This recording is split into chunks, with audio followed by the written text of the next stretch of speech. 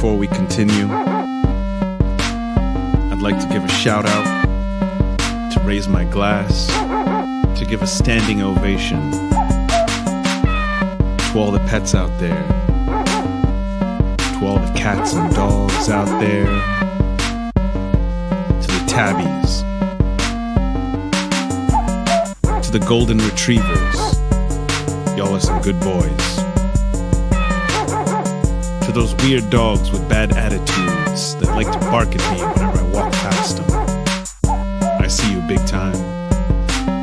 To all the cats on the street that let me come up to them and scratch their heads. You are very good. You're wonderful, actually. To all the kitties out there, the orange cats running all around. I owe you a car. Imagine Alice Cooper with about 1/100th the money. If the Cramps had been a heavy metal band. Crazy as H, blood-splattered, ear-splitting hilarity. The Wizard of Oz meets splatter horror films. The gag is, you're in the splash zone. You're covered with goo and blood, and if you're not completely soaked, you didn't have a haunted garage show. It's like going to a horror movie, except it's actually happening. It's basically walking into the most brutal, gory film right in front of your face. It was probably the best part of my life. I think of him as a guy with commitment to his art. That's Dukey. I mean, he wants to take it as far as he can take it. You gotta see this band. Wait a minute, you're gonna get this. Oh, thank you.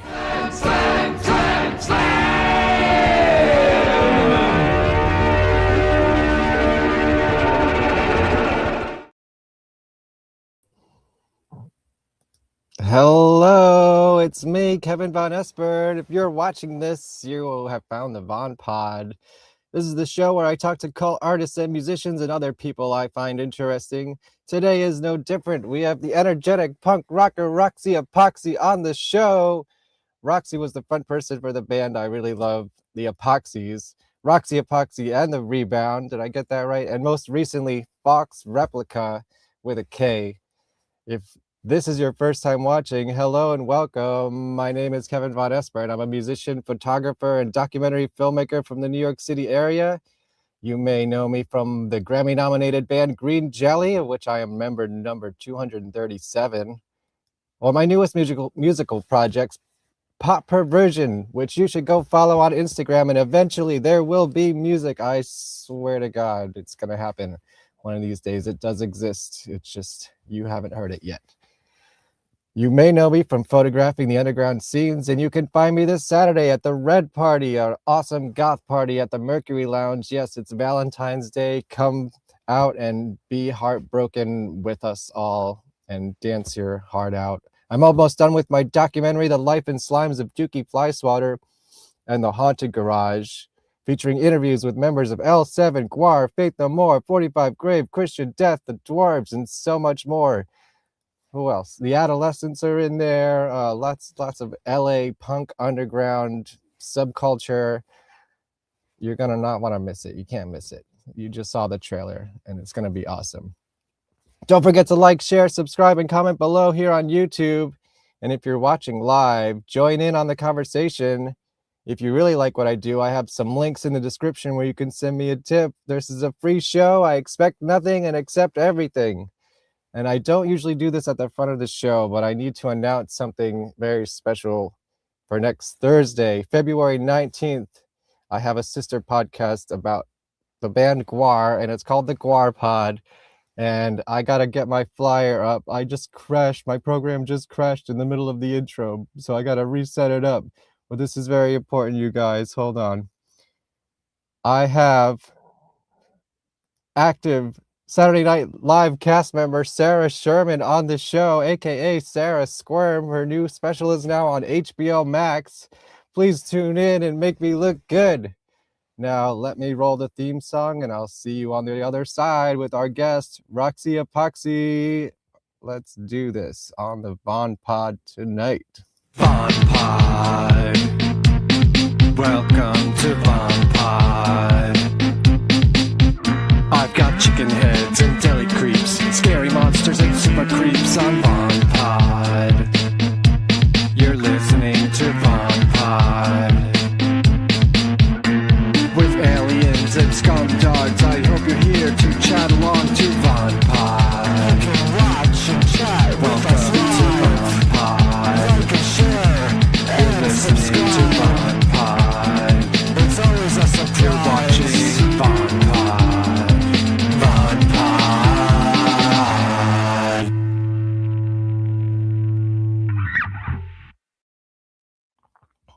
Hello. How the hell am I supposed to follow that up? Oh, Seriously, you're dude, gonna do 5. I should be interviewing you because We can do that. what you're doing is so cool.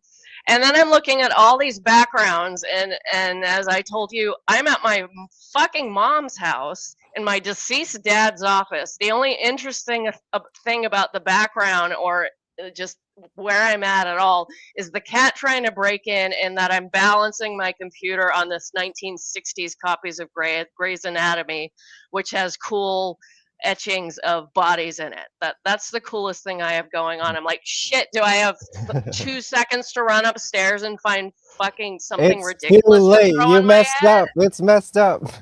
Well, I mean, if you really want to, I could play another trailer. You could get some glitter.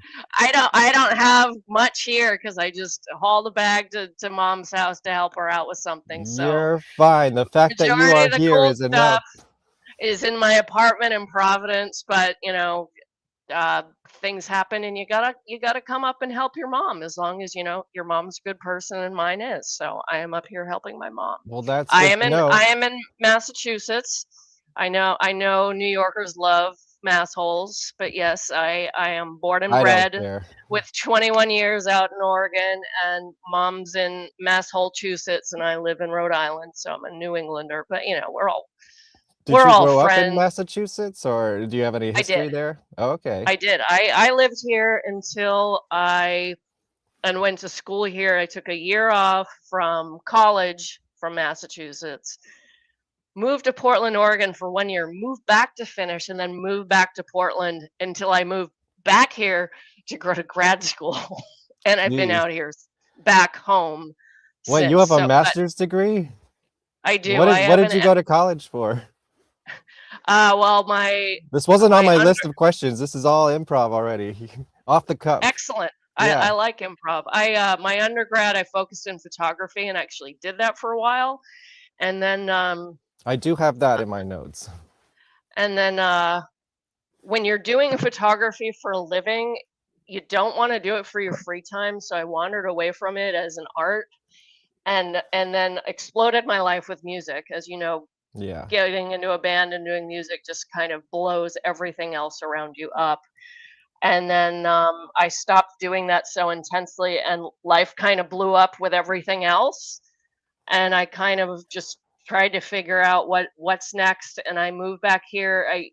I was working for a small company, and I was thinking, well, what do I not know about business? And I actually find business interesting. So I went back to school, and I have an MBA.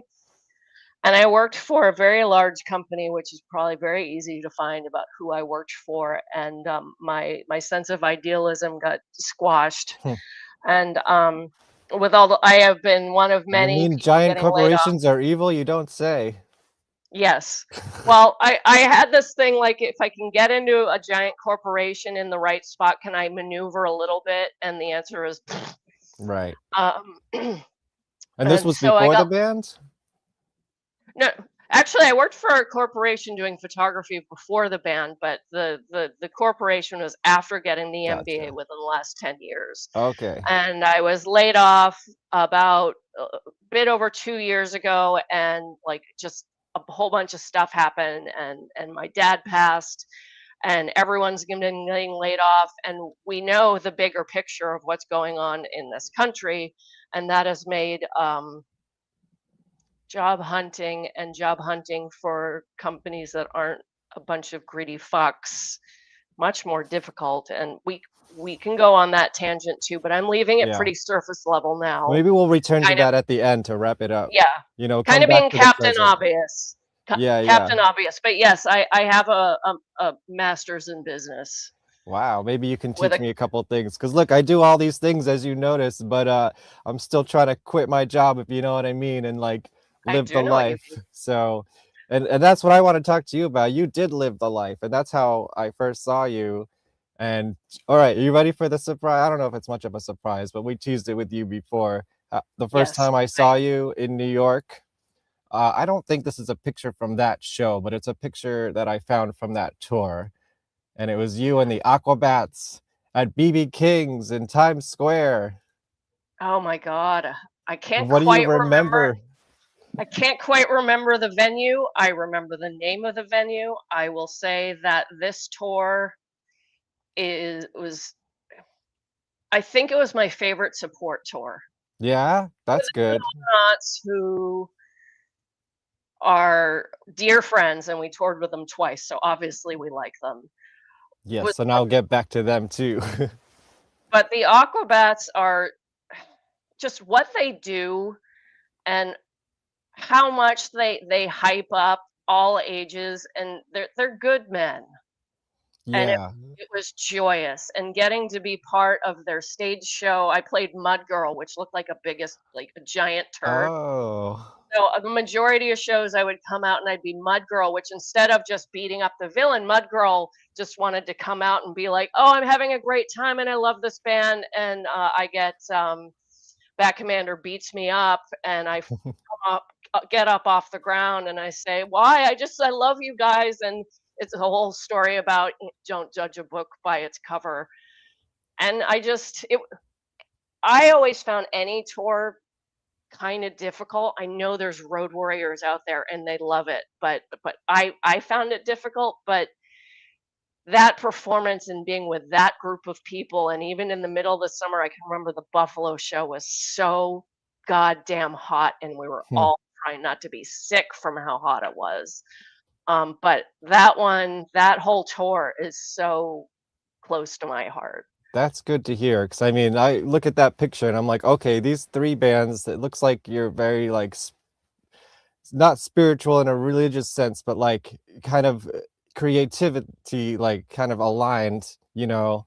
Everyone's dressed up, everyone's having a good time. I mean, I've seen the Aquabats probably 5 to 10 times, I don't know how many times over the years, and last time I saw them, I swear it was the best time. I was like, they keep getting better. Like the interaction with the audience, it's just one of the best shows you'll ever see. And it's good to hear that they were a good band to tour with as well.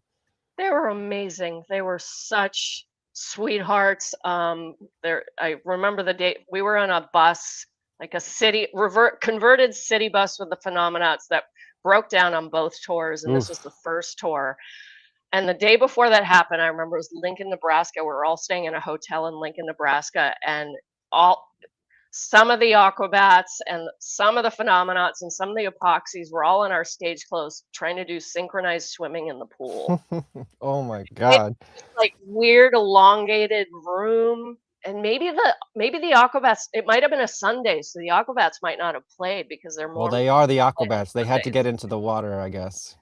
But the some of the Aquabats, yeah, we did a synchronized swimming routine, and I think it was Ricky who I remember just running across this indoor pool and just dive bombing in full outfit, and then it just broke out into synchronized swimming. And wait, they were still in their outfits at the hotel?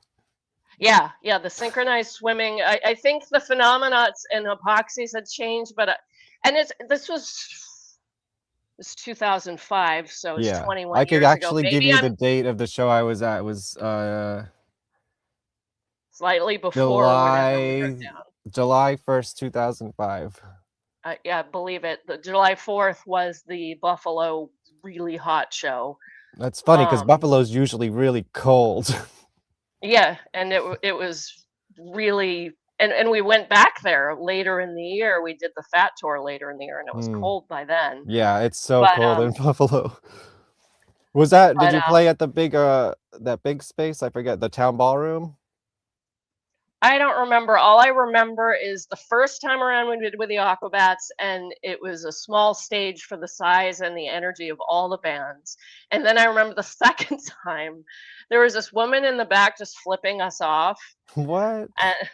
And which happens. It happens quite often, which is amusing. And I Really? kind of called her up, and I was What 21 was she years mad younger. about? She didn't like our music, which is fine. I respect people not liking the music, but you know, it was making her uncomfortable. And if you're gonna try to act as punk rock as possible, you're gonna flip people off and want to start a fight with the singer for some reason. So she wanted to, and I called her up, and I spit, and it landed on the guy next to her, And he loved wrote it. me, and he wrote me years later, going, I remember I don't know if he wrote me or I saw it. And he's like, she spit on me once, and I loved it. Yes, I knew it. I mean, I'm glad it worked out, because I am not proud of the fact that I called this woman up and even reacted, because it's not worth it. It really isn't. We well, all you're like on different stage. kinds You're of like music. a hyper version of yourself. You know, it's like I can see Yeah. that happening. Did And you ever so actually get into fights on stage? I mean, you guys are such like a joyful seeming band. I don't know why anyone would want to fight you. No one ever actually fought us. We got flipped off a lot. On that same Aquabats tour when we played in Austin, it was, I don't know if it still exists, but it was like a bigger, different emos than the one that I think is gone now. And the kids up front hated us and were trying to be rude, and I was stomping on their hands a little bit, also not very mature. But the only thing I remember that was kind of violent was also in Austin at the original emo. Some woman tried to grab my hair and pull me off the stage, which I really didn't appreciate. No, that's not cool. No, and being in a band, I think less about the obvious, like, hi, I'm on stage, and gee, I'm elevated. I really early on started thinking about, like, okay, people are going to project weird stuff onto me. And so the original character of Roxy was kind of standoffish, and I really quickly went, I can't do that. Okay, yeah, we're gonna get into character in a minute. I want to get it all into that. First of all, people are in the chat saying hello, Kit Synth Punk. Oh. What's up? What's up? We got Steph Ryder here. Just wanted to chime in and say I miss the Epoxies so much. Roxy, you're always been an inspiration. Truly one of the best frontwomen in the PNW for sure. You're so sweet. Thank you, And everybody. Steph, also, the Epoxies were one of the best punk rock bands. X from PNW, we miss you out here. You are missed. And I miss my Portland people. I haven't been to Portland since 2018. I know it's very different. Yeah, I loved my time there. I'm really grateful I moved there when I did, and how I'm holding up my hand to the picture of the Aquabats and all of us on stage. That's at the Henry Ford Theater. Okay, got you. I have more. I actually have some really terrible pictures that I took from that show. Excellent. At the BB Kings. So I don't know if you've ever seen these. They're, you know, back when you just have a little tiny camera, you kind of like take it into the show and everything's a little bit blurry. And this was the first time I saw you.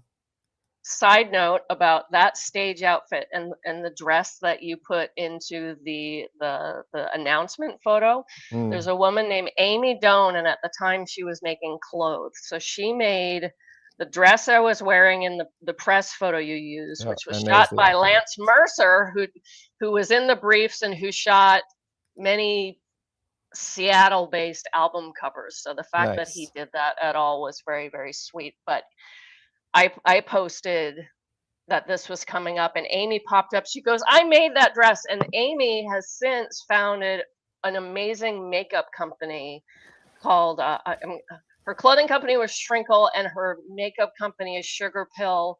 So it's woman and minority owned and vegan and excellent products, just super. I'm actually wearing the purple I'm wearing is actually hers. So she's doing just fine without me touting her. She's got a great following, and people make. Got to get her on the show, maybe. But I just got to do a shout out because what you just Absolutely. showed tied into the next step of what she did, and Oh, she that's is a perfect. wonderful lady. I don't think I have any pictures of Mud Woman, but here's some pictures of the Aquabats from that night. BB King's is also not there anymore. Also the place I always used to go see Buckethead. And there's us after the show 21 years ago. This picture can drink. Yes, And that tour is in it was, well, we know it was July, so it must have started in June and ran through July 2005. yeah, I remember, I mean, first of all, it's in terms of my wardrobe here, I see a Guar shirt, which is tracks for my life, and an X Possible shirt, a local punk band whose singer was actually also on this show, my friend Tibby. She's in Leftover Crack now, if you can believe it. Tibby X. You know Tibby X? I know, I love Tibby Oh, I X. made I music haven't seen videos her with in her. years. Yeah, love I've that known her woman. for like 20 years. Well, whatever that And there was I've known her talk. before that, I guess. There was talk about her being the bass player for Faux Replika because No the guy I way. recorded that album with, named Chris Pierce, I've known him since I was a teenager through my ex-boyfriend.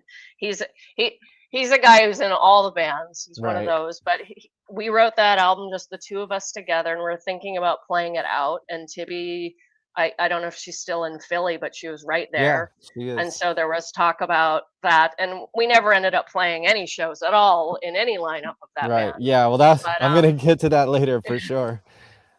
Yeah, Tibby's an old friend of mine. She's been on the show. We've made lots of music videos together and stuff like that. You know, I've stayed at her apartment. She's stayed at mine. You know, New York legends in the house, She's and yeah. wonderful lady. Yeah, so go check out that episode, everybody. Tibby X on this podcast right here.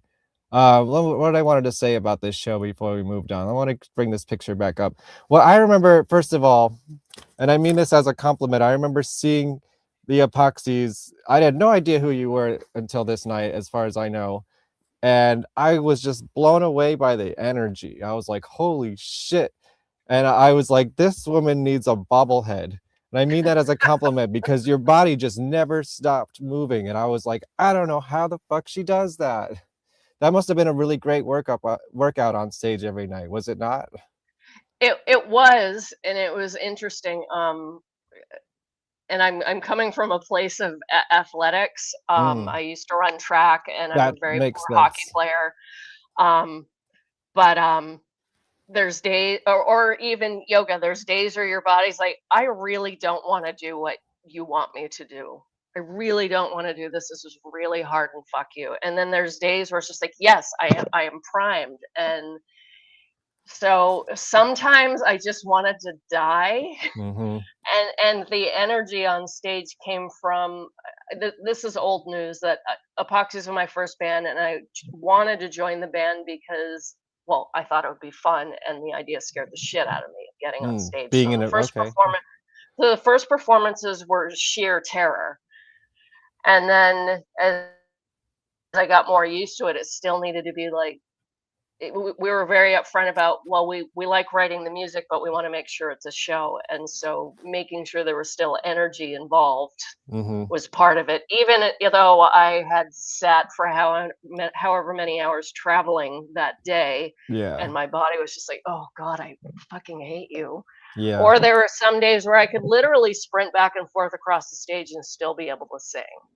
Yeah, which were it was incredible. insane days. I But have they some weren't- live footage we can talk over later too.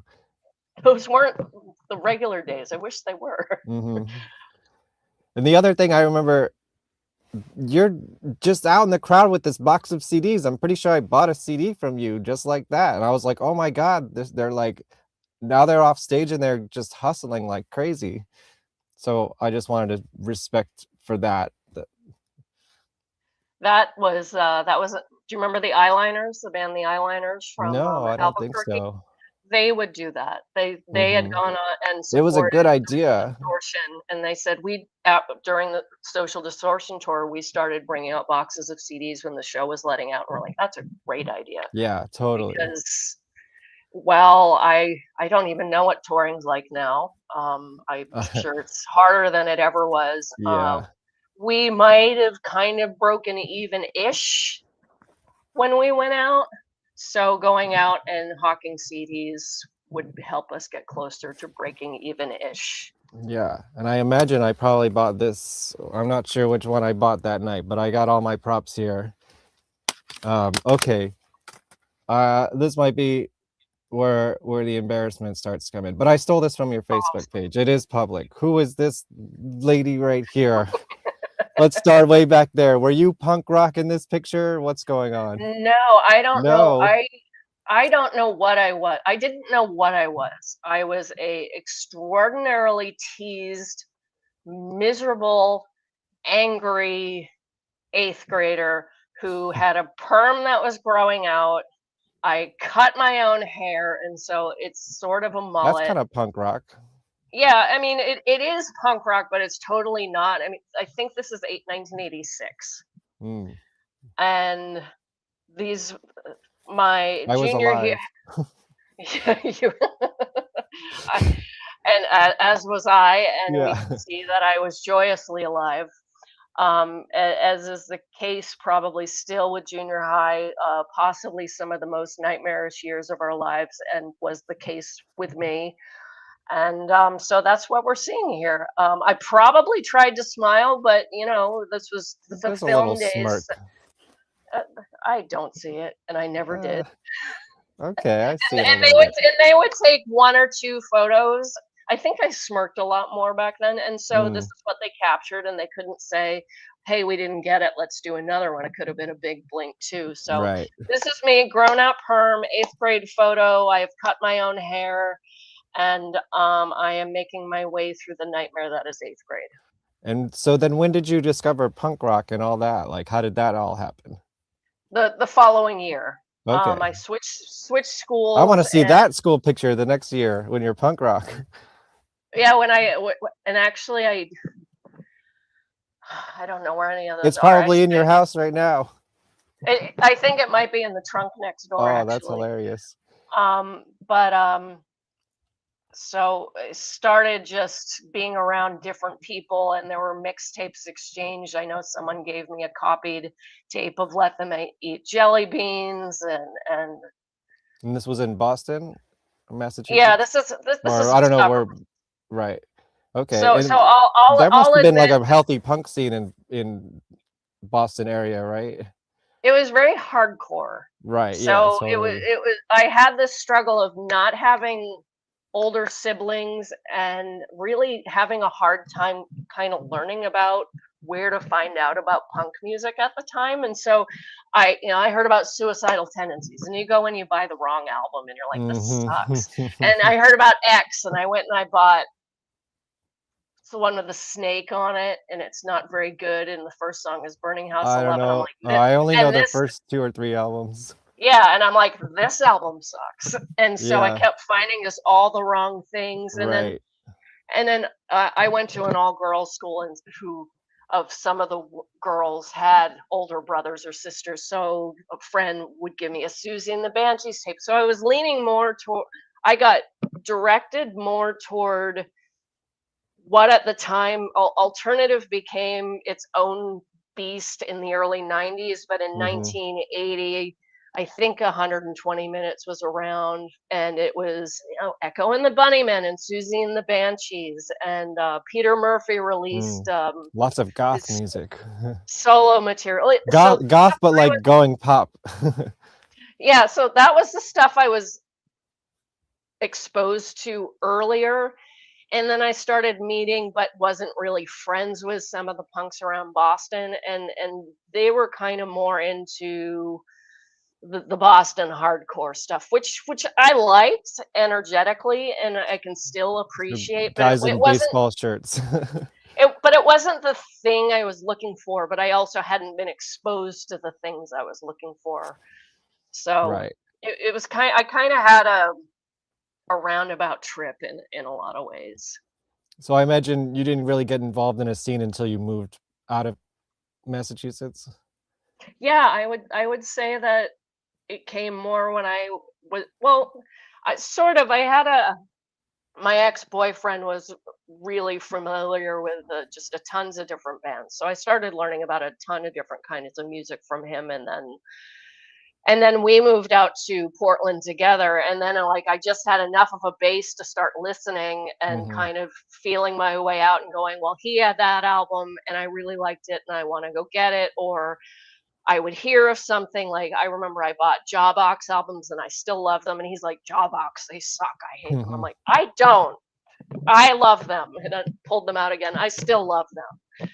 And Showcase Showdown was a band that was playing while I was in college, and they're kind of, the guy sounds, I guess he sounds kind of like Jello Biafra. Is that what I said back then? I can't remember. And I would buy their album, and it just like I like so many different kinds of music. It just kind of all started pouring in. And I think another semi-easy thing to find is I grew up on classical. That's what my dad listened to. The amount of classical, like old vinyl in this house is ridiculous. There's even a reel-to-reel over there, and like he would tape it onto Betamax tapes, and he would do tape operas on VHS, and like all that stuff's still over here in this room because we haven't had the energy to clean anything out. But that stuff's not going to go away. Right. I mean, the stereo systems are old, and he was OCD cheap. He was a physician, so he had the money, so he would spend money on beautiful sound systems, and then he'd be cheap on all this other stuff. Hey, that's what matters. That is what matters. So let's see. I imagine, okay, this is when we get into the photography, because this is some photography you did before you were in the Epoxies, right? And this kind of is part of the leading up to that story, right? Yes, and there's the ex-boyfriend it's on my right. The one in the middle, as I'm sure you know, was in the Epoxies. Right. And then the other one's Ryan. Okay. who still lives in Portland and is also a wonderful man. But yes. And so were you like taking pictures at shows, or like, you know, what was your photography like at the time?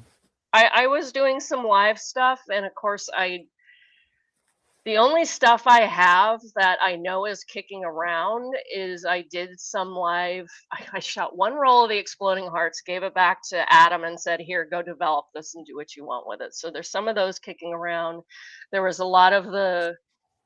Is another one. Yeah, I probably took live shots of the Spider Babies as well. So I would do both, and then there were some other local bands in the 90s at the time. So there was a club called EJ's around still at that point, and I would do a lot of photography there, and other random long gone clubs. But Spider Babies and Automatics, definitely the majority of the cover stuff. Nice. And okay, you mentioned the Exploding Hearts. I had that in my notes because in one of your albums, I think it's maybe this one, it's pretty much the only band you thank or you dedicate it to or something like that. So I wanted to ask you a little bit about them and what made them special to you. You should look them up. Yeah, I did. Okay, so you know the story. A little bit, yeah. Heartbreaking it's very story. Tragic, it seems. So Adam, well, we'll start with Jeremy. Jeremy sent his 14-year-old freshman year photo to my house as in a fan letter to Jesse, the one on the Automatics cover, fan letter to the Automatics. And he was in the same school with Adam, the singer for the Exploding Hearts. And so they became friends. They were in a band called the Iguanas. I mean, yes, we know that overlaps with Iggy Pop stuff. Oh, and I took photos of them. I think I might have taken live photos of the Iguanas. I can't remember, but I took some photos like just around some long gone Portland ruins since it's been built up. And Jeremy would make something I called the cat butt face. And so they were friends and would go to the Automatic shows. And then I broke up with my ex, and Adam and Jeremy were always starting new bands. And I started this new band called the Exploding Hearts. And we had been signed to Dirt Nap, and Dirt Nap was the big Northwest label at the time. And Adam gave me a demo CD and said, can you get this to Ken? And I listened to it, and I was like, "Holy shit, this stuff is amazing! Of course, I need to get this to Ken." So I did, and we only played with them twice, believe it or not, because there were so many amazing bands at the time, and they were one of the closest ones there. And I can certainly say that they were one of the best. And there was always like a kind of, between me and Adam, at least, a little bit of a competition. And That's healthy, right? yeah, and they released Guitar Romantic, and it was amazing. And So that's my homework. you I know, got to listen to the album. I read the story, but I didn't dive deep into the music yet. it's incredible power pop. It's almost nearly a perfect album. They were just they were blowing up. They flew out here and played at Harvard for, I want to say it's the Harvard Lampoon, which is something I maybe should know more about as a Massachusetts thing, but I don't. But they got flown out here to play a Harvard party. And it was basically their first trip out of the Northwest, where they were meeting with Lookout Records. And on the way home, they, I don't remember who was driving off the top of my head, but they fell asleep, flipped the van, and 3 out of 4 of them passed away. Original Screaming Apple pressing cannot be found for less than $120 now. And that is true. And I remember looking at it on the tour. On the tour, we were talking about playing CBGBs in 2003. So that's when that had come out. And I found it at Amoeba Records, I think, in LA. And I'm like, I don't want to carry this around. I'll get around to getting it. And then everything happened. And I have copies. I have the Dirt Nap release copy, and then I've got the one that Terry re-released a couple years ago on I'm forgetting Jack White's label. Oh, yeah, me too. Reissues are better pressings anyway. But yes, those albums are worth a lot. I have the 2 7-inches, one of which is from that roll of film I mentioned. And, oh, cool. And they tried to do a movie a couple years ago, and I guess everyone kind of like forget. Like a documentary or a movie? A documentary. Okay. So a lot of people were interviewed, and I don't know exactly what happened. The rumor I heard is like so many people in, memories are a memory of a memory of a memory of a memory. And I remember saying, oh, they were great live. And then afterwards, we continued the conversation. And he reminded me that, oh, no, actually, I thought they were really boring live. And so I only saw them a couple times and kept not going. And then I heard that they got much better live as they kept going. But I still miss the hell out of Adam. I loved that man. I loved those guys. But so I'm going to correct the truth that I said in that interview, and maybe that's the reason why it never got released. And that everyone was like, "Oh, they were the best," and they were fucking great. That album is fucking great, and I heard they were fucking great live. But as I dug back to really old memories, I was like, oh yeah, when I saw them a couple times, I was kind of less impressed. But they were special. The love is there. They were very I figured they were worth talking about if that was like something that you put in your album, And now we can. Was right after they passed in 2003.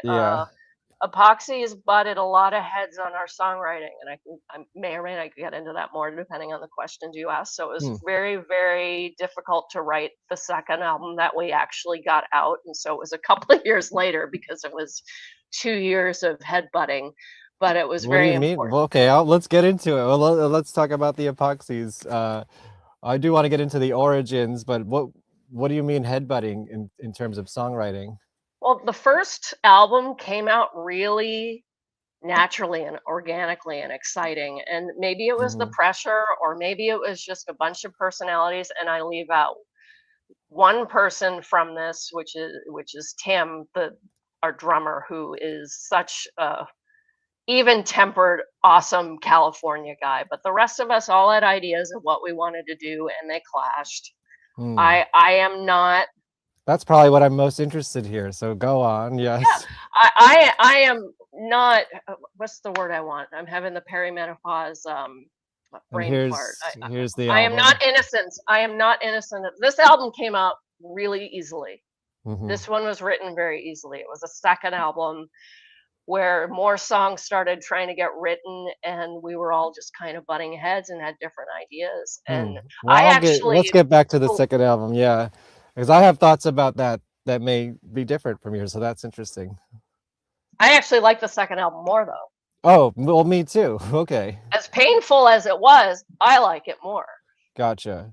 All right. Well, I want to dig into the origins a little bit because I guess the things that I'm most interested in this kind of band is like did you sit down and have like a discussion about like the parameters of what you want it to be in terms of sound and image and concept? Because it seems like you kind of locked that in pretty well. Yes-ish. Yes-ish. Okay. You can sit down and have these conversations, and the literal conversation originally when I started getting involved, and I think I was the was it being started before you were involved, or like how did that happen? Yes, it was originally Jesse, aka FM Static, on keys, and Brian, the guitarist, who started talking about it. And Brian very appropriately said, "Hey, we're in the 20-year cycle, and new wave is about to. I'm curious about new wave again." He didn't even know like, oh, it's gonna get big, and it did. It blew up. Yeah. Not us necessarily. We did okay. We weren't the Fisher Spooners or the whatever the else. Bravery, the Killers. Thank you. We weren't the all Bravery the other bands. Yeah. I got compared to Karen. I got compared to Karen O. See, that was in New York. It was the yes. And Nick Zinner came out to our show. Oh, and that yeah. was one of the times where I'm like, I'm so tired. I don't want to move. Oh no. And one of the yeahs in here, because the Village Voice said I was going to dance on Karen O's grave. Come on, people. Of which I didn't. She's still alive. I never danced on her grave, and I never would, because that's disrespectful. I saw them a couple of times. I saw them once with Sonic Youth, actually, in a big park in Brooklyn, and they blew Sonic Youth out of the water. I'm sorry to say. Again, another band with energy. Karen O, her energy is amazing. And one of my best friends actually went to Bard with Nick Zinner. Oh, cool. I almost went to Bard. I went to Hampshire instead, the other weird school in the area. So I digress on. We were talking about the concept of the Epoxies. Oh, so it's new wave was 20 years ago. Let's start a new wave band. Keyboards are really cheap and everyone hates them. Yeah, that's what I was wondering. Like, did somebody already have all that keyboard technology, or did you have to like get it for this project because of it was bought for this project, and it was still very, very cheap at the time. Oh, cool. It seemed like mostly analog stuff, right? Yeah, it was analog stuff. Jesse started switching it out and doing my best friend, who I just mentioned, Bard, also is a classical musician, and she and her husband know everything about synths. So like me brain farting, if she's listening, she like fall off. Chime in on the chat. Yeah. He bought the brain and started doing like MIDI stuff and was programming it so it sounded analog after a time, because those keyboards often would really viciously misbehave to the point of it could be embarrassing or it could be really comical. Right. So I think that switch up started happening. But yes, at the beginning it was all these analog, cheap, used, these don't cost much Korgs that were picked up around town. Nice. Yeah, because then the other thing is like the image is awesome. So like I always wonder with a band like this, like you all had, your monikers and everything, did you have some sort of like conceptual sort of world building or storyline that you were a part of, or, what's the story with that? I'd like say the Aquabats have like extensive lore, of course, Yeah, and it never got that detailed. It was the joke, which is so old now, I don't remember if I was part of the conversation. I don't remember it. There was a joke about dressing up in refrigerator boxes and like dryer hoses Right. I can't read remember something if about that. Yeah. I can't remember even the truth of that now, but it came down to, we're gonna write this music, and it's gonna be new wave, whatever the fuck that means. And we quickly discovered we don't know what that means. It means No, it so was many way things. more. It was new wave-ish, but like with a very, very punk rock, background. I don't think you like. I guess the first thing that comes to my mind would be like a way more punk rock Devo, I guess.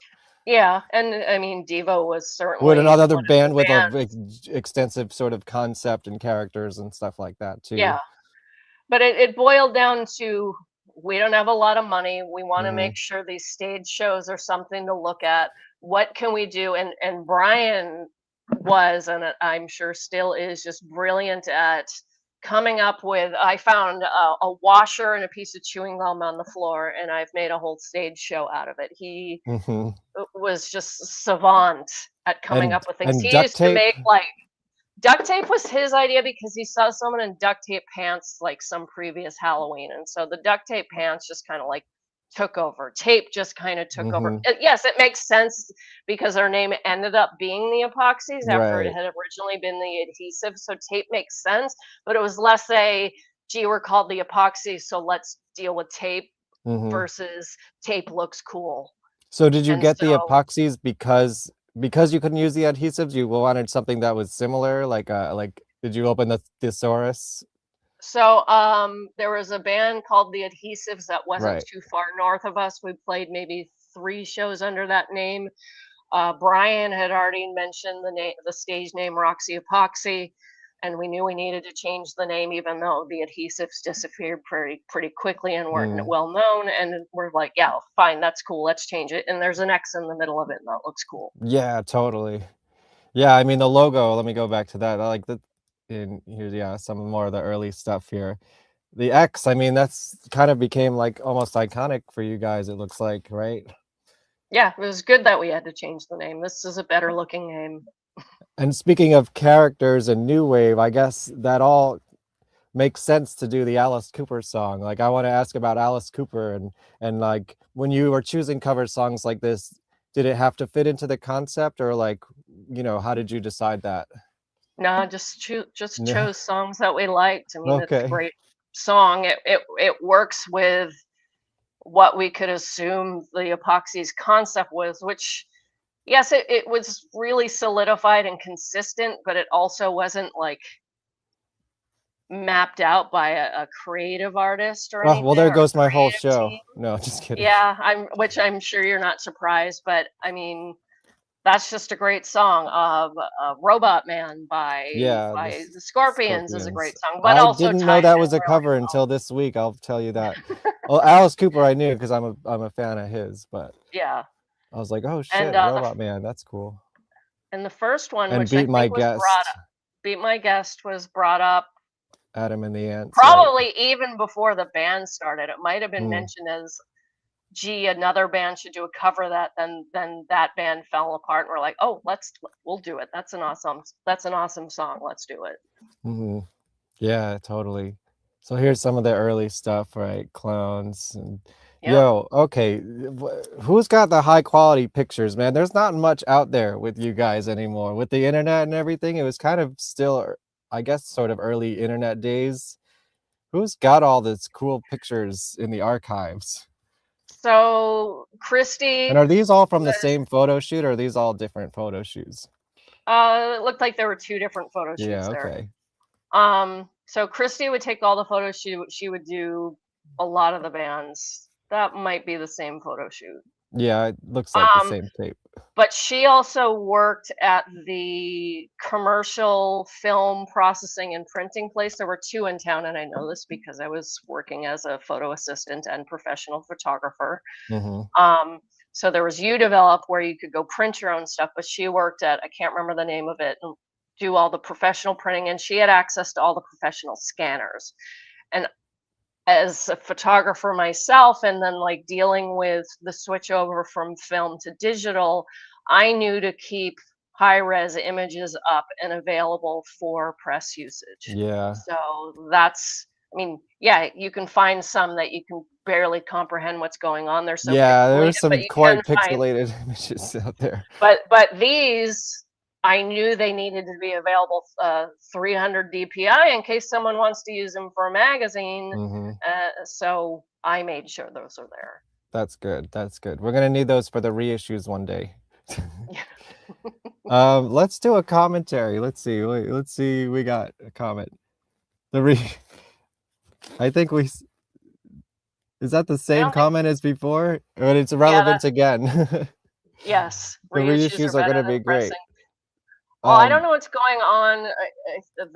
So I should know this off the top of my head, but the Fat Records catalog was bought out, and I'm forgetting by who.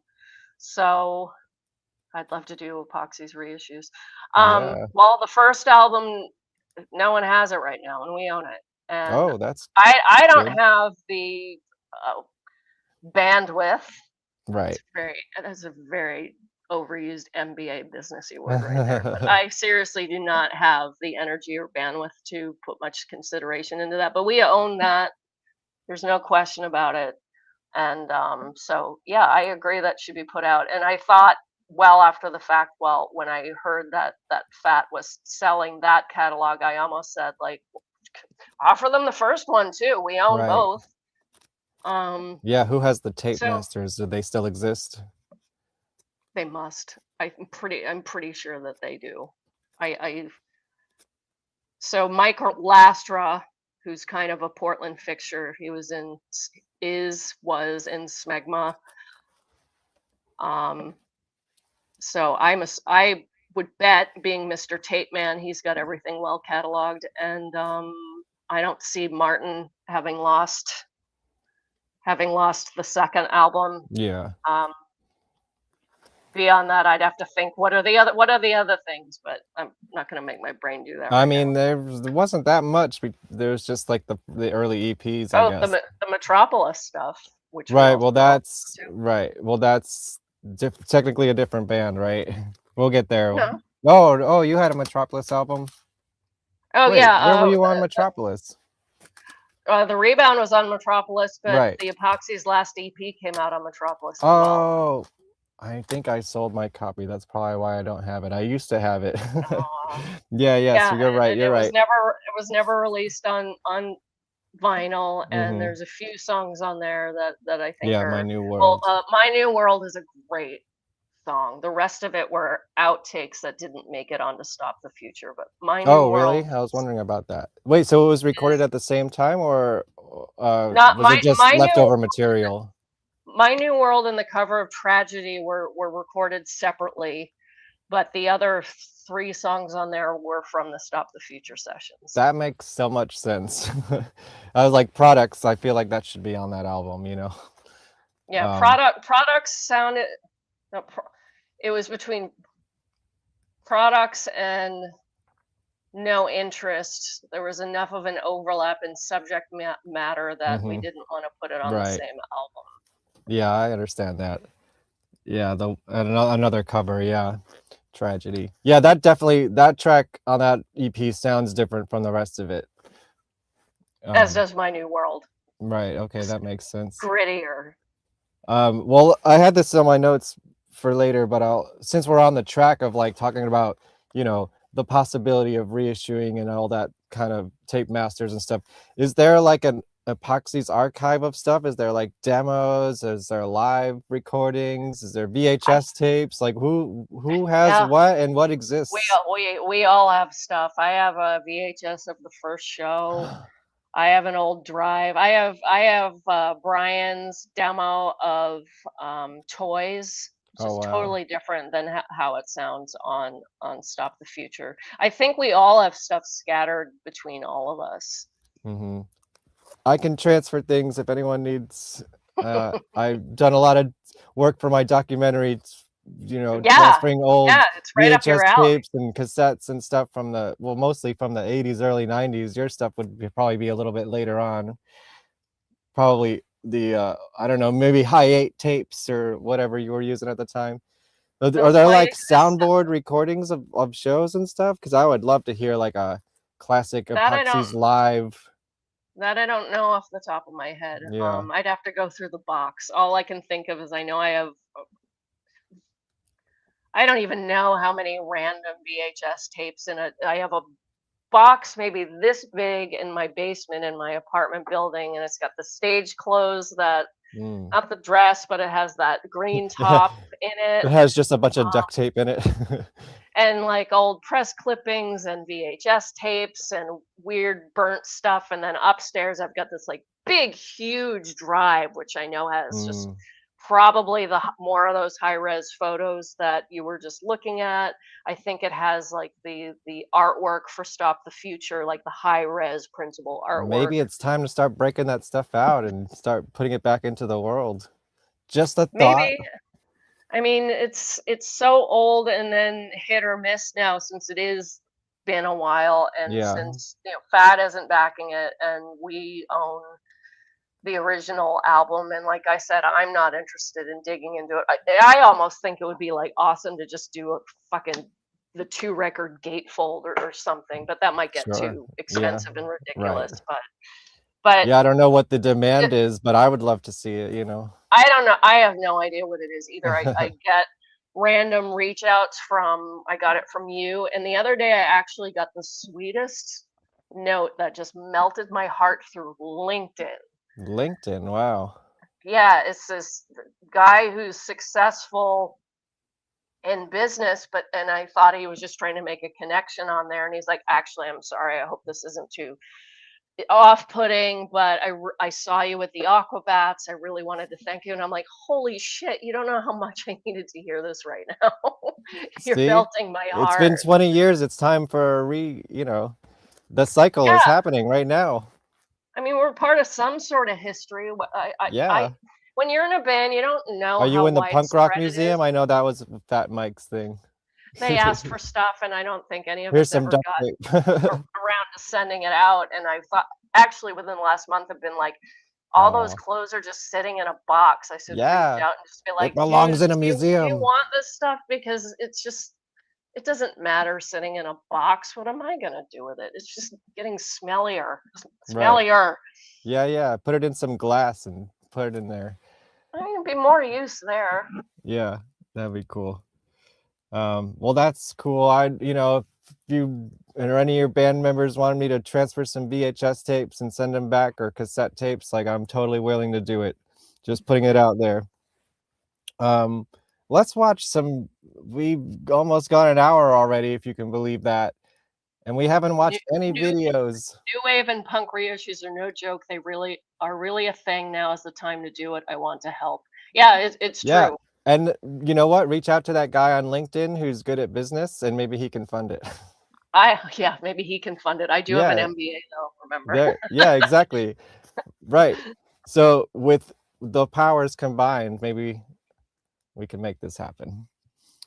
Just putting it out there. What was the first music video you guys made?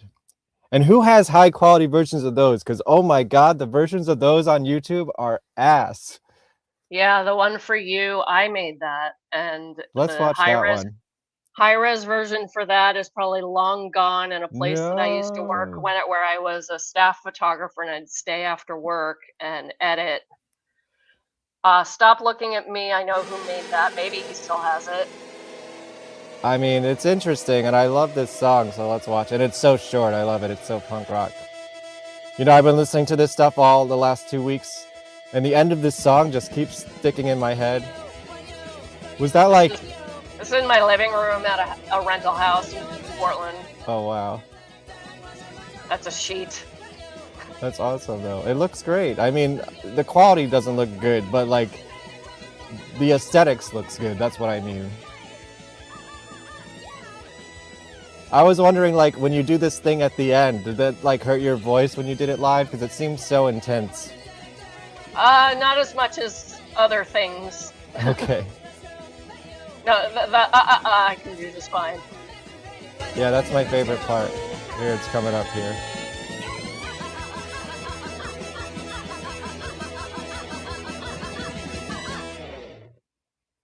Oh, such wee babies. I know, look at that.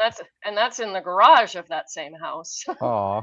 Which is like why do you throw that in there? Well, it's because it's Oh, old look, footage. it's edited by you. That's cool. What were you using to edit back then? Like, I'm a video editor now, That was but I like can't that even was like remember that back was like then. the round one of Final Cut, I think. Yeah, yeah, I bet. That was 2002. So yeah, it was one or very early on. Yeah, I know. Isn't that a great video? I forgot there was a video for that song. Stop Looking at Me. Let's watch that one. Was that the next single? I don't know if we could call what we did single. I think the Right. song that made it big was Need More Time. Well, Couple was there was no unofficial video for videos that for one. that. There's Oh, a really? couple videos, but I mean, nothing was official. Yeah. I made you because I'm like, this is short. I can do that. Yeah, yeah. Well, let's And then watch this one. a friend made this, and then there's just random stuff.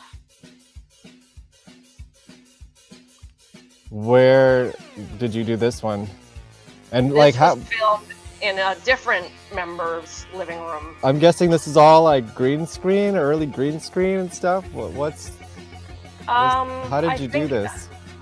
I don't remember if it was green screen or if it was just like a seamless. It might have just been a plain seamless.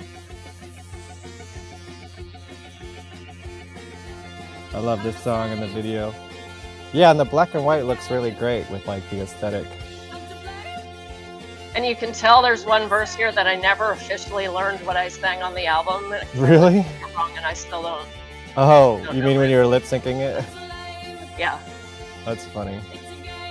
I know that one. It's the next verse is that I never figured out what was official. Well, you learned it eventually, right? No. No, I would like just wing it every time. really live? Mhm. That's funny. I mean, where did these videos go back then? Just on the internet? Like, I can't imagine, MTV wasn't playing this, right? No. Yeah. I don't remember because YouTube didn't come out. You went on the website. Mhm. This might have gone on the website. I made a very poor, taught myself how to make a website, and I think these were on there. Wow. Yeah, is there, like, we gotta find the high quality versions of these, because this quality is just killing me. Yeah.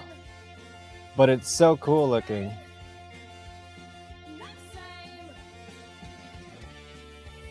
And, oh, the Steinberger bass, I've been playing those for most of my life.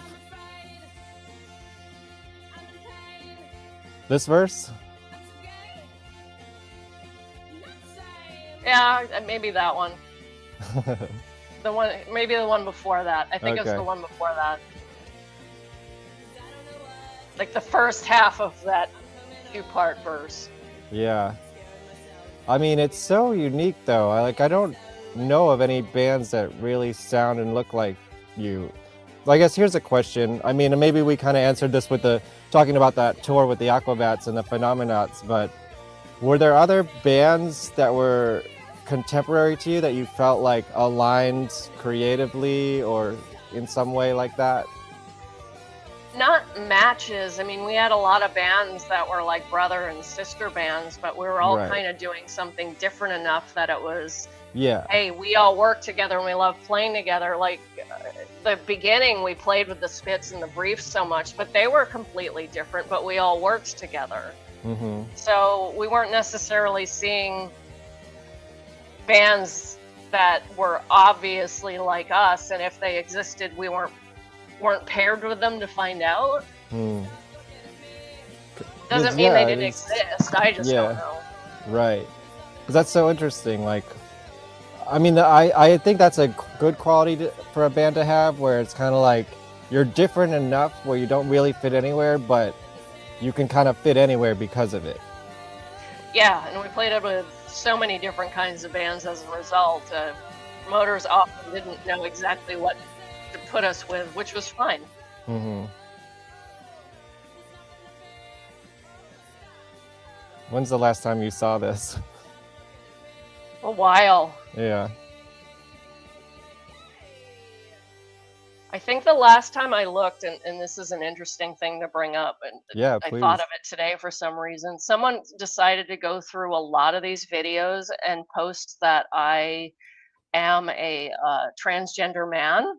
Okay, really? Wh- I missed Which, that on my research.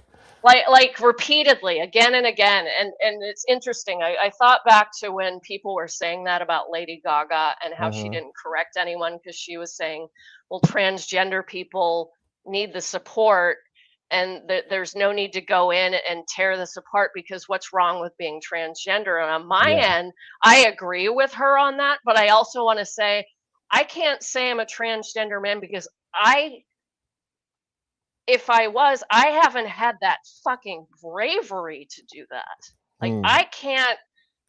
Well, were they saying it like can't. as an and it's like trying to be like insulting, or No, what it's was weird. what was It's so straightforward. It's like Roxy Epoxy is a transgender man. That's all it says.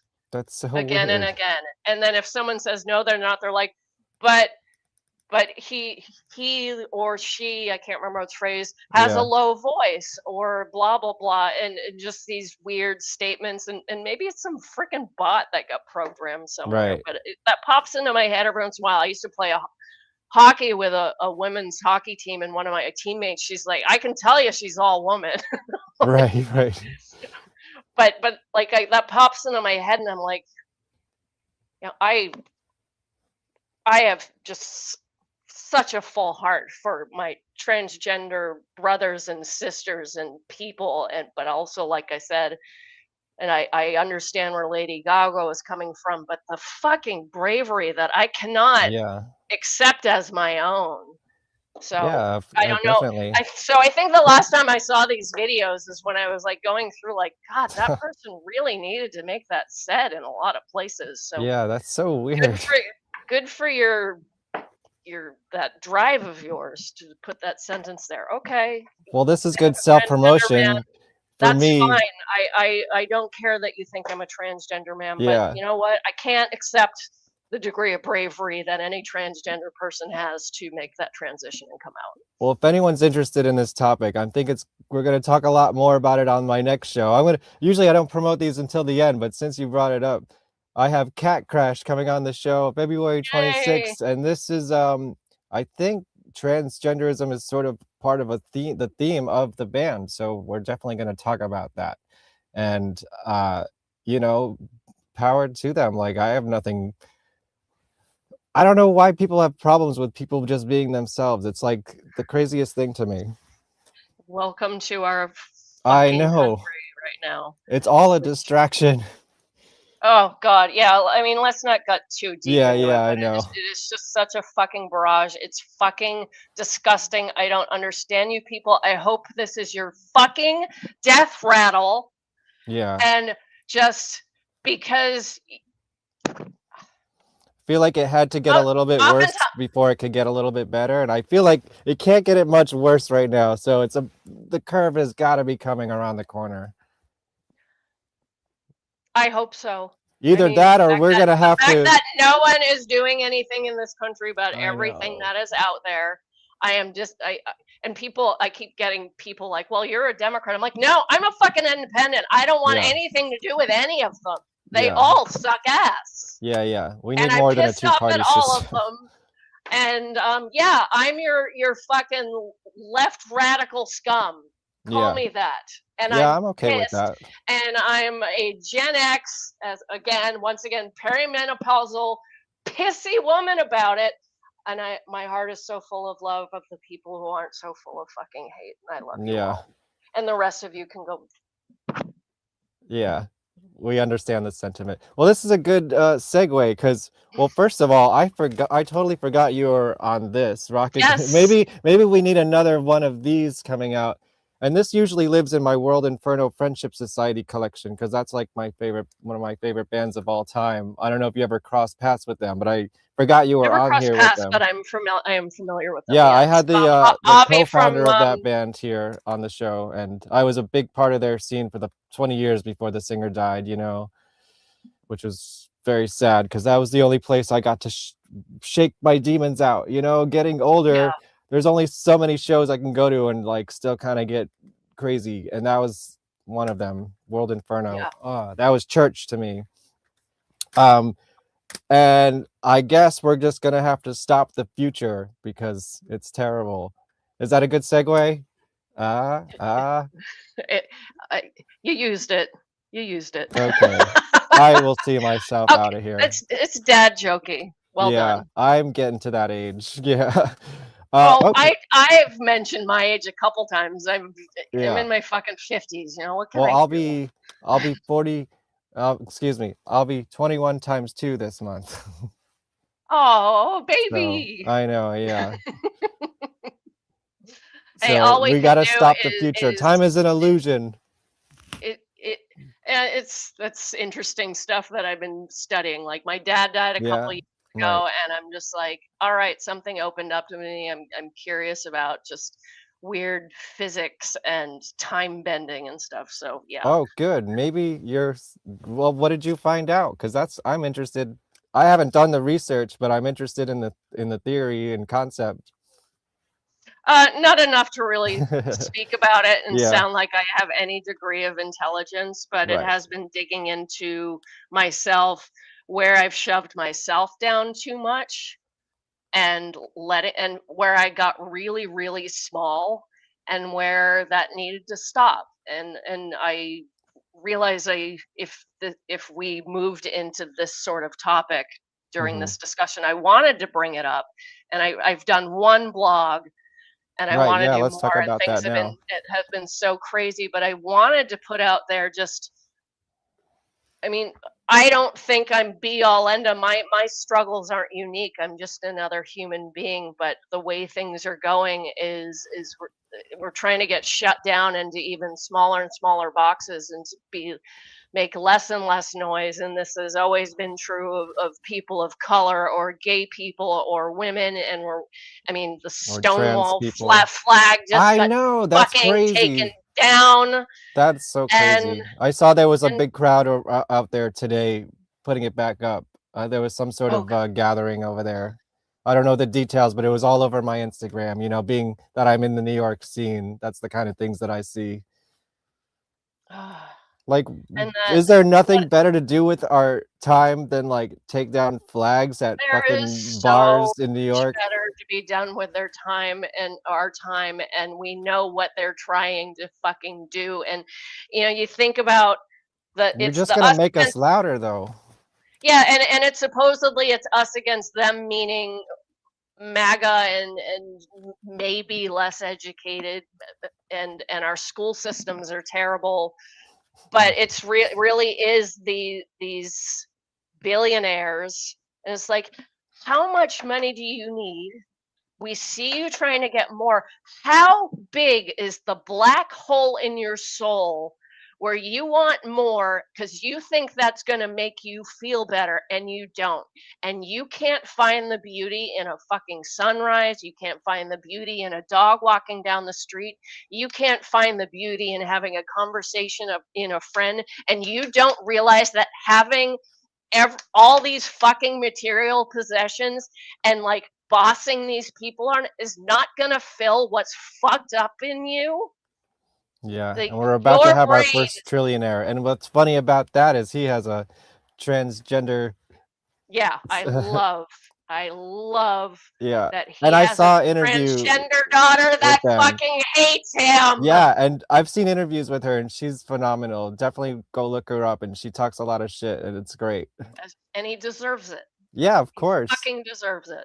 They I all agree. fucking Every cent past, let's make it $1 billion should be 100% taxed, because like that's crazy that they even exist at this point. I mean, it used to be millionaires and now billionaires, and now it's about to be trillionaires. Are you fucking brain kidding me? can't even comprehend billions. I mean, you see those, like, here's a grain of rice and it represents this much, and Yeah. then show how much Musk has, and trying to tell the brain how to interpret that. Anyhow, to back up Yes, bring us back to in Earth. here, and having started a blog, which I posted 4 weeks ago, so obviously I'm doing really well at being active. But And where wanting can to we put find that? Where?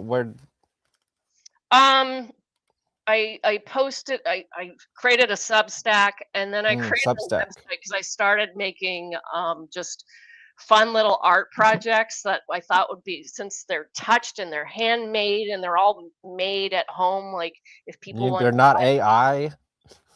they're not AI. You can't. Well, I guess you could make AI collage. I created a website. It's, if I can even remember it because I say it so infrequently. Mm-hmm. Ether. It's on my fucking. It's on my Instagram. Well, if you find her Instagram down below, you can post a link to it there. Maybe I should look up my. Yeah. Well. Or maybe I shouldn't. Right. Maybe I should get back to the video before I lose you. But I started just making handmade projects and like play stuff and jewelry and just all the stuff that's really touched by hand. And I launched it before Christmas because I started sending out care packages to friends. But that's also beside the point. What I was getting at was this blog is on there and Substack. And just being honest about like, hey, I'm kind of drowning right now, or I'm really struggling with these things. Or as I said a couple of years ago, I felt like I was all filled up and I had shoved down these core elements of myself into hiding. And that's Carl Jung, it's called the shadow self or whatever. And been kind of reintegrating that stuff and being fascinated by how much we shove ourselves down and don't let ourselves be. And that's just not just women. Yes, I could talk about patriarchy, but patriarchy also shuts down men with the assumption that you need to fit into a masculinity box as well. And so just so many people suffering under this, you were supposed to be this. And we want, whether it's jobs and how I got let go because I think too broadly and I didn't do, XYZ properly because I think a little bit differently. That's a little bit of my story, and everyone has a little bit of their stories. And that's kind of what I've been leaning into with my heart recently around all the crap that's going on. Just say like, okay, no, we don't work this way. Humanity doesn't work this way. So I'm going to share what I'm feeling, and maybe someone will feel less alone. Perfect. Yes. So go check out the Substack. We're not sure what it's called, but we will figure it out maybe by the end of the episode. And now I'm going to open my Instagram. So yeah, I can go for it. Instagram, so I can learn it's going to make me. Well, how about maybe we could talk over another video while you do that, so we have something to look at here. Because I definitely, then we got to get into Stop the Future, because we got to talk about Stop the Future. Oh my God, Ether and Embers. Ether and Embers. Yeah, here, I'll paste it in. Yeah, put it in the chat, and we can watch this video while we talk. We're gonna go back Wayne's World style to 2006.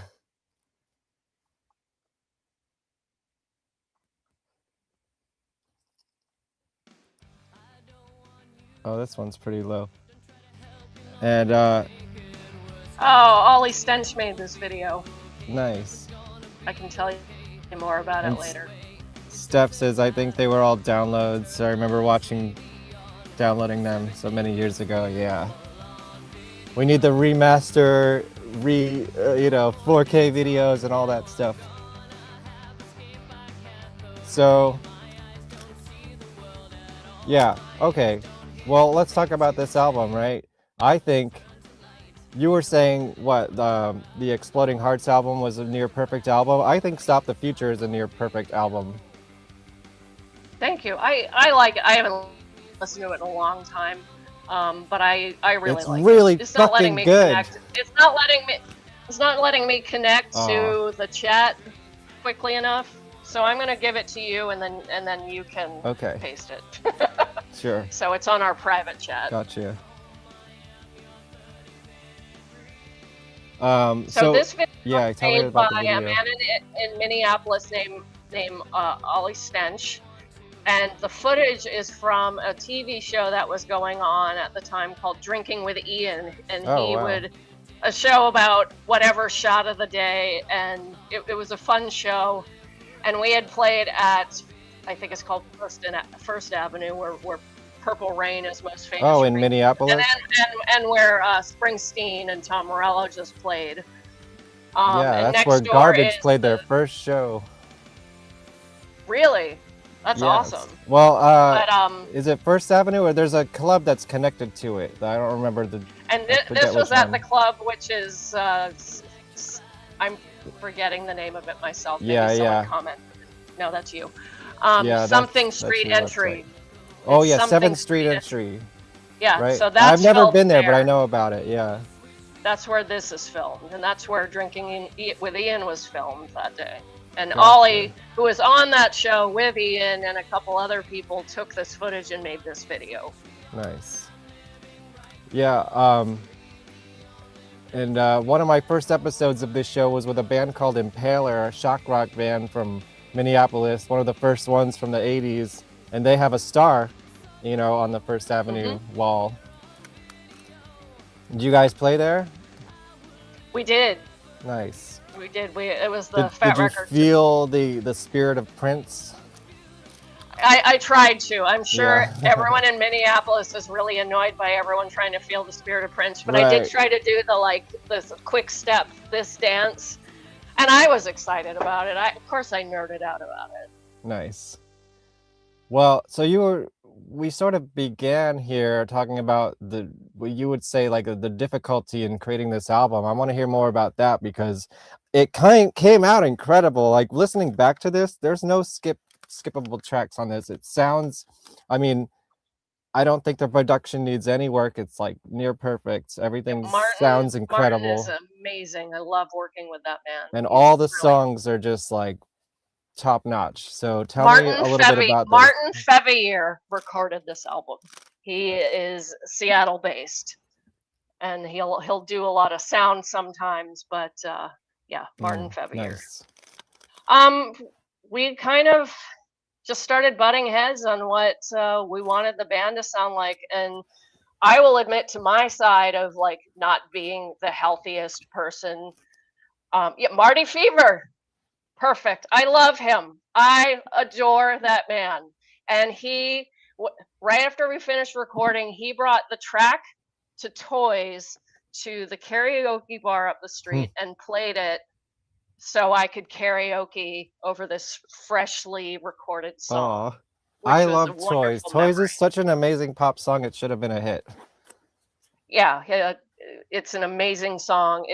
The demo is completely different. It was a brilliant song that Brian wrote, and then Marty did an amazing job figuring out how it should sound for the album. But yeah, so what was your vision of the band and compared to other people's?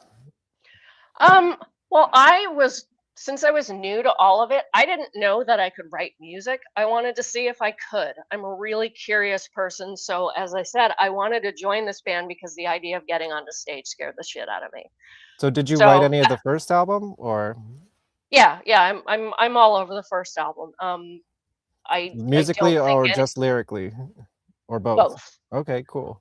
Probably more in terms of lyrics and vocal lines and vocal melodies.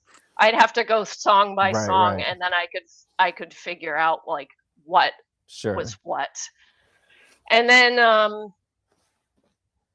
I had this artistic background to a degree, but my other half, as we discussed, of the MBA, I'm kind of split down the middle where I've got this really artsy side, and then I've got this like analytical, boring interest in boring shit and legal shit. So you need that balance, I think. As I work with artistic temperaments who hate the business side of things, I really appreciate that I'm split down the middle that way. Right. But as we kept going and we wanted to write more, I was more curious about, well, how do I write? How do I get into this? And I was bringing often stuff that was terrible, but sometimes stuff that I thought was good, and I would get told like, well, that's not gonna work for this band, and in a sense I should respect that as well. Did you agree? Or maybe in hindsight now, do you agree?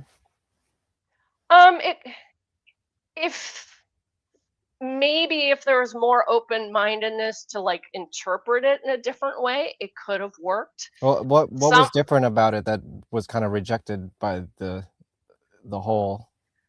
Like one person wanted to write stuff that I thought was a lot more pop punk, and pop punk's in there, but Right. it started to lean even more and more toward pop punk. And I appreciate pop punk, but I'm really, really, and at that point, still really fucking bored of it. Like, I've heard it. Well, that's what It's the really, automatics were for.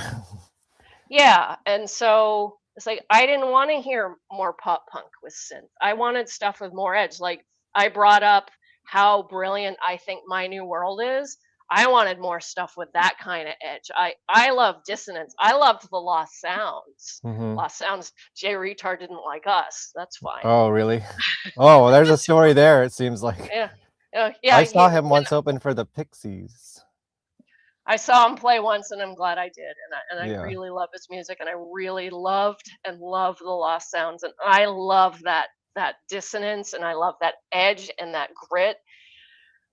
And some others didn't want that, and then there was discussions about, well, you like X. Yeah, I like X. Well, what if it's like that? Well, stuff like that isn't coming out this way. So it was just a lot of butting heads of what people wanted on there. And yes, I love Kit Synth says I love the Lost Sounds, and I agree.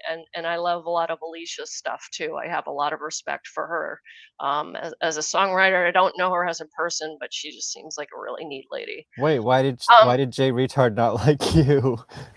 Back when people were on message boards, it was I just came across it, and it was just like we were a bunch of, I don't remember. We're talking about stuff that was written over 20 years ago, but we were too poppy, we were too happy, we were too this, that, too pop punk. Jenny Lenz, I love Jenny Lenz. And she took Who's Jenny Lenz? Jenny Lenz is this photographer who started out with the original punk scene in LA, and has some of the photos that she has taken and is uncredited for are like all over the internet. There's an amazing photo of Patti Smith lying down on her back with her guitar, and there's a glint coming off of it. And actually, Patti Smith called Jenny Lenz the girl with the camera eye. She took that amazing photo of the Screamers, like all sitting on a bench around a woman with a neck brace on. Like just some of the most classic, well-known LA punk photography, and like uncredited. So whatever wasn't Ed Culver. Yeah. But she got in touch way back when, and we were doing the Rock Against Bush tour, and I met her at that point. Paul Rossler from the Screamers is in my documentary, as well as Edward Culver. So go check it out when it's out there, guys. I went to Ed Culver's house. It was crazy. There's just negatives piled up everywhere of like every LA punk band you could think of, you know. And like in alphabetical order. It was very organized. It was nothing digital, no screens anywhere in his house. He was a fascinating dude. I want to get back to shooting film. I've just got so much I want to do, and like just so much life happening. Well, what do you want to shoot? Like what would be an interesting subject to you these days? I want to shoot women who are middle-aged. I don't know if it's nudes or not, but just very raw, in raw environments. I have a medium format twin lens that I want to start using again. There's this great space in Providence called AS220. They just refurbed the whole dark room, so they have a black and white dark room. But then I started doing like collage and making jewelry in my house, so I had like went and looked at it. Well, maybe you can take the photos and develop them and make those part of the collage. Yeah, I've thought of that too. I've just got so much creative going on in my head. Well, I'm also like got real life, got to deal with this stuff going on as well, and that includes needing to find a fucking job. Yeah. While balancing like figuring out, making sure that aging parent is safe. Right. But so yeah, writing that album, everyone had a different idea of what they wanted to do. My own immaturity might have had me fighting back against like being felt like I was being shut down, like I wasn't being listened to. I do know one of them said, "Why don't you just stick with performing?" to me. Oof.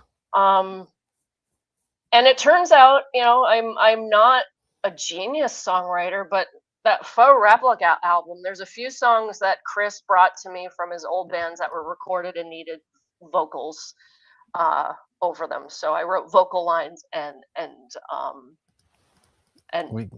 vocal melodies and lyrics, but the rest of them are actually songs that I'm not a good instrumentalist, so I really lean on recording things digitally with MIDI and so forth and drum machines. Yeah. So I could bring those and Chris could translate it. So a good amount of the songs on here are what and how I write, and then Chris's touch on top of it. So we're definitely skipping between eras. This is the more recent thing that you did. I guess, when did this come out? Right before the pandemic? Something Yes, like that? it came out I kind of missed it. January. I finally listened to it, recently, when I booked this show, and I was like, oh my God, I didn't even realize this was a band. Yep. So let's skip to this a little bit. I guess, what's the story with Faux Replika, and are you ever going to play a show? I don't fucking know. Where's Tibby? So Faux Replika came about because I moved back here and I had school breaks, and Chris and I had been talking across the country like, oh, it'd be fun to do stuff together. And guy who plays everything, tours a lot. He was in a band is still in a long time band called Doc Hopper. He was in a band called Sinkhole. He has Mikey Erg will play out with Doc Hopper, Mikey Erg's in every band. I think I played a show with Mikey Erg once. I think everyone has played a show with Mikey Erg. That's so funny. But we got kicked out before I saw his performance, but that's a different story. Is that your fault? No, it was my guitar player's fault, but we kind of followed him out. And then we left one person there with the box of CDs to do that thing. We were the opening band, so it's whatever. Oh, got it. That club turned into a bridal shop, so whatever. I know. It's a little dingy place anyways.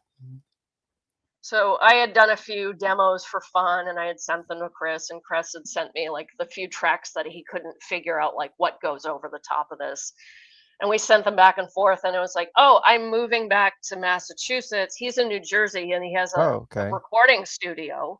So I'd go down there during breaks, and we'd record songs. And over the entire course of me getting my master's, every break I'd go down there and we'd record. And so that's how that came to be. And then it was released. It's a solid record. January, I wish it was on CD. Yeah, I guess it's not. No, it's just vinyl. So I downloaded it on Bandcamp or whatever. Well, I might have some vinyl in my closet, so let's talk later. Cool.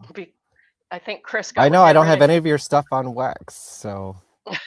Well, maybe we need to fix that one. I do have copies of the Faux Replika album on vinyl, and that did sell out very quickly. And then I just never played shows since I got a bunch of Faux Replika copies on vinyl. Right, that's where you would sell it, right, at the shows. I mean, was it a plan? Did you have like members in line to do it, or how far did it get? Yeah, we actually finally got a lineup, and it was not too long after COVID, and I get a recurrent cough, which I just got rid of by doing a round of steroids, but I get a recurrent cough, and I had it really badly, and I'm like, I can't get rid of this. And we got invited to do the fest, and it was going to be Chris and Mikey, and B-Face was going to do bass, and then another guy who plays in Doc Hopper called Fid, and we were going to play a set there, and I'm like, I can't stop coughing, and I can't risk going to the fest, so I pulled the plug on it, and it just hasn't come up since, because Chris is so busy. So I mean, he's in no, that's now we ended up not doing that either. Yeah, that was the Epoxies. Right. We're skipping around a little bit. Yeah, you're skipping around a little bit, but that was also because of COVID. And then just Chris is in so many bands. I just and he does so much. He's in a great band called School Drugs out of New Jersey, if you haven't heard them yet. I'm sure they Sounds come up to familiar. play near you. Josh Jerk, one of the best front people I've ever seen, and a great band in general. I could be mixing up band names, but does he have a very straight neck and his kind of head never moves? No, okay. he is the opposite of never moving. He is fucking everywhere. Okay, that's a different band I'm He thinking of. is he's a man smaller than me. I'm 5'8", so I'm not regular woman height. 5'9", I guess. Yoga makes you taller. Now I'm 5'9". Wow. So he's a smaller guy, really long hair now, and he's everywhere. Everywhere. Gotcha. And if you like hardcore-ish punk stuff, they're fantastic. Cool. Well, let's hope are you still like, we're still skipping around here, but are you always like thinking of ideas for songs, or how does that work for you? Do you have to sit down to write it, or do things just come to you and like you builds up over years, or what? Sometimes I'll wake up with a song in my head and I don't have the talent to be able to. I wish I could. I'm glad we don't have plugins for downloads because we know where that would actually go, but I wish I had a plugin for download because I can't play instruments. But, yes, but it's so easy to do demos on like GarageBand and Logic now. I'm sure you could do it. Maybe, or it'll go away too quickly for me to remember what was actually there that was fully orchestrated with absolutely everything. Trust me, I get it. Like, I have ideas for songs in my head just daily. I would have like 1,000 albums if all of them were downloaded, in time. Instead, I have like 2 albums. Yeah. But So I do. So I have a few things demoed out, and the friend I mentioned who is the synth person who's also a classical pianist who I've heard her piano playing when she's not playing classical as a death metal pianist. Oh, okay. And we're both so busy, but we want to start a band called Old. And we don't know who else is going to be in it. There's been a band called Old. Is there a band called Old? Well, I don't think they had any records though, so you could probably still take it, but I don't know. Maybe Old something, or Old LD, like with like I don't know, like it could stand for something. I like Shimmer Away and 1 Million Out of 1 Million. So Shimmer Away, fun tidbit about that is that was actually sent to me. Like, I thought about saying, gee, can I get into like writing some stuff just for commercial work to make a little extra money, and someone sent me a track and I liked what I wrote for the vocals over really like a track that I really thought was awful. So I took the vocals away and I just put the root notes underneath it for Chris, and then we wrote underneath a vocal line. Gotcha. And 1 Million Out of 1 Million was one of Chris's songs that he didn't know what to write over the top of. So that was actually all tracked for his band.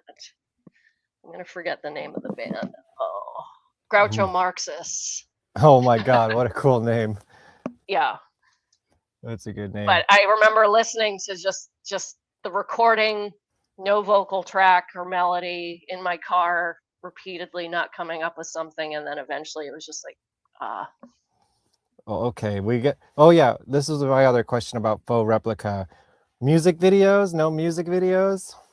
There's sort of one for Wolves Wear Ball Gowns on. Oh, there is? Yeah, it's on. I think it's on YouTube somewhere. I mean, it's not I just took free random footage and then recorded something in the attic of my building and tossed it all together. Yeah. Well, should we go back in time a little bit? You're still good? Still good to talk for a little bit? Yeah, I'm good. Okay, cool. Yeah, we've been jumping out of order, which is great because we're covering all the topics. We're just doing it not linearly, which is fine because time is an illusion, right? So they say everything's actually happening all at once, and time does not actually move the way we perceive it. Right. That's like a man-made concept of how we perceive it. I don't know how to manipulate that yet, but just putting that out into the universe. It's not Inception. What's that Matthew McConaughey movie? Comes really close to trying to explain it in film form. Well, But it's more Inception's the one interesting where he goes back into the dreams. That's yeah, it's not that one. That one I still can't make my way through that one. It annoys me. Interstellar. Oh, okay. I don't think I saw it, but gotcha. That one explains the concept of what time might actually be pretty well. Okay, I gotta check that out. Well, but reading about books on physics is actually more fun than a Hollywood movie trying to explain it. Do you have You're any like, I don't know what to say. I don't know what to say. Like, I'm interested, but I don't know what the questions to ask about that. And I don't think you're prepared to talk about that. No, I'm not, and I don't have the books with me because I'm in the middle of like 15 of them. So which one? I don't know. I'm trying to make my way through the Emily Autumn book, who is a guest coming up on my show. She hasn't done an interview in like 10 years, which is crazy. And this is like a 300-page book that she put out back in the day. And a beautiful book. Yeah, it's so incredible. Like, she put way too much work into this. Another, I believe, Metropolis artist, perhaps, around that time. Because I know, well, here's a connection. Her PR person at the time when I heard about her in the, later 2000s, was also gave me this. It was my friend Ray Roldan, who I've known for like 20-something years or whatever. Oh, Raby. Raby, yeah. Yeah, I forgot. So he used to give me artists for my old web TV show, Twilight Vision, and Emily was one of them, and the Dresden Dolls was one of them, you know, and Brian still plays drums on a lot of my stuff, and he's just a great person. I see him every once in a while. He pops up in the New York scene, and I got to get Raby on here. You know, he used to do Britney Spears. Oh my God, he used to post some of his weirdest email conversations, I think. Oh yeah, he still does that sometimes. Yeah. Oh, I need to find those. Those were amazing. And he I was remember a really fun guy. It may have even been at an Emily Autumn show or something like that, where I didn't even know this existed, but he gave me this, and I was like, holy shit, Roxy Epoxy has a solo album and you're representing her? Like, that's amazing. Metropolis. He did a lot of Metropolis stuff. And the layout on that album is terrible because this is impossible to read. Yeah, that's my fault because I didn't have a printer and I didn't print it out, and Dave Heckman also didn't print out a sheet to say like this is shit, Meredith. Right. It's my fault. We'll fix it for the reissue. Well, we're not even up to that album, but I had to mention that because it was so relevant to the conversation. We're still on Stop the Future. So I know you said it was difficult to make, but the result was incredible. So how do you feel about it now, I guess, looking back at it? I still really like that album. I need to like turn it over and look at the track listing to remind myself what's on there, but it's my Radiation. This is another one that's hard to read. Ooh. Radiation is a song that a lot of people really love, and I respect. Yeah, Radiation's incredible. But that's a song that I've never liked because I found it to be too pop punk. Really? Okay. So that's me saying that's just my opinion, and if people love it, I'm glad. But I'm just giving you an example of like that was too pop punk to me, and there was like a lot of repetition of the I know. And I'm like, it's just not my thing. Okay. Yeah. Well, Synthesized comes back on this. What's the story with that? Well, we released it on a 7-inch through Dirtnap, and who knows how widespread those are, and it's a good song. Well, it's also on the EP. Well, the EP was self-released until Dirtnap released it. Gotcha. So we printed that up at Crave Dog ourselves and brought it on tour. And actually, original of it, we were burning them, and we made homemade CD on. This is the Epoxies DIY version. Yeah, so we did that ourselves, and that was only distributed at shows. So I probably bought it from your box. So at a certain point, Synthesized wasn't really out there. Gotcha. And I think Fat Mike liked it and wanted it on there too. And of course, we watched the video. Everything looks beautiful on video. I love that song. Let's see. All the text on these is very hard to read. I can't read it. Of course, Toys, we talked about that. What an incredible pop song. I don't know, it's just a really well balanced album. You know, the guitars are really heavy, the drums are driving, the synth is just like laid on there perfectly. Everything just sounds so crisp, and I love that about, you know, punk rock is obviously an attitude, you know, and that's what you know, it's cool that those early punk records are like sound so rough and it's got an independent quality to it. But sometimes I'm just like, God damn it! Imagine if Minor Threat sounded good. How cool would that be? Yeah. You know. And that's what I feel like this is. Like I feel like this is a punk rock band recorded correctly. And you're right. I mean, I listened to the first album and I appreciate how Lastro records, but just the drums are a little soft. And I haven't listened to it in so long because I mean, that also sounds great, but like this one just tops it off a little bit more, you know. Yeah. We got a Marty question. Fever. Yeah, what was done right on Stop the Future?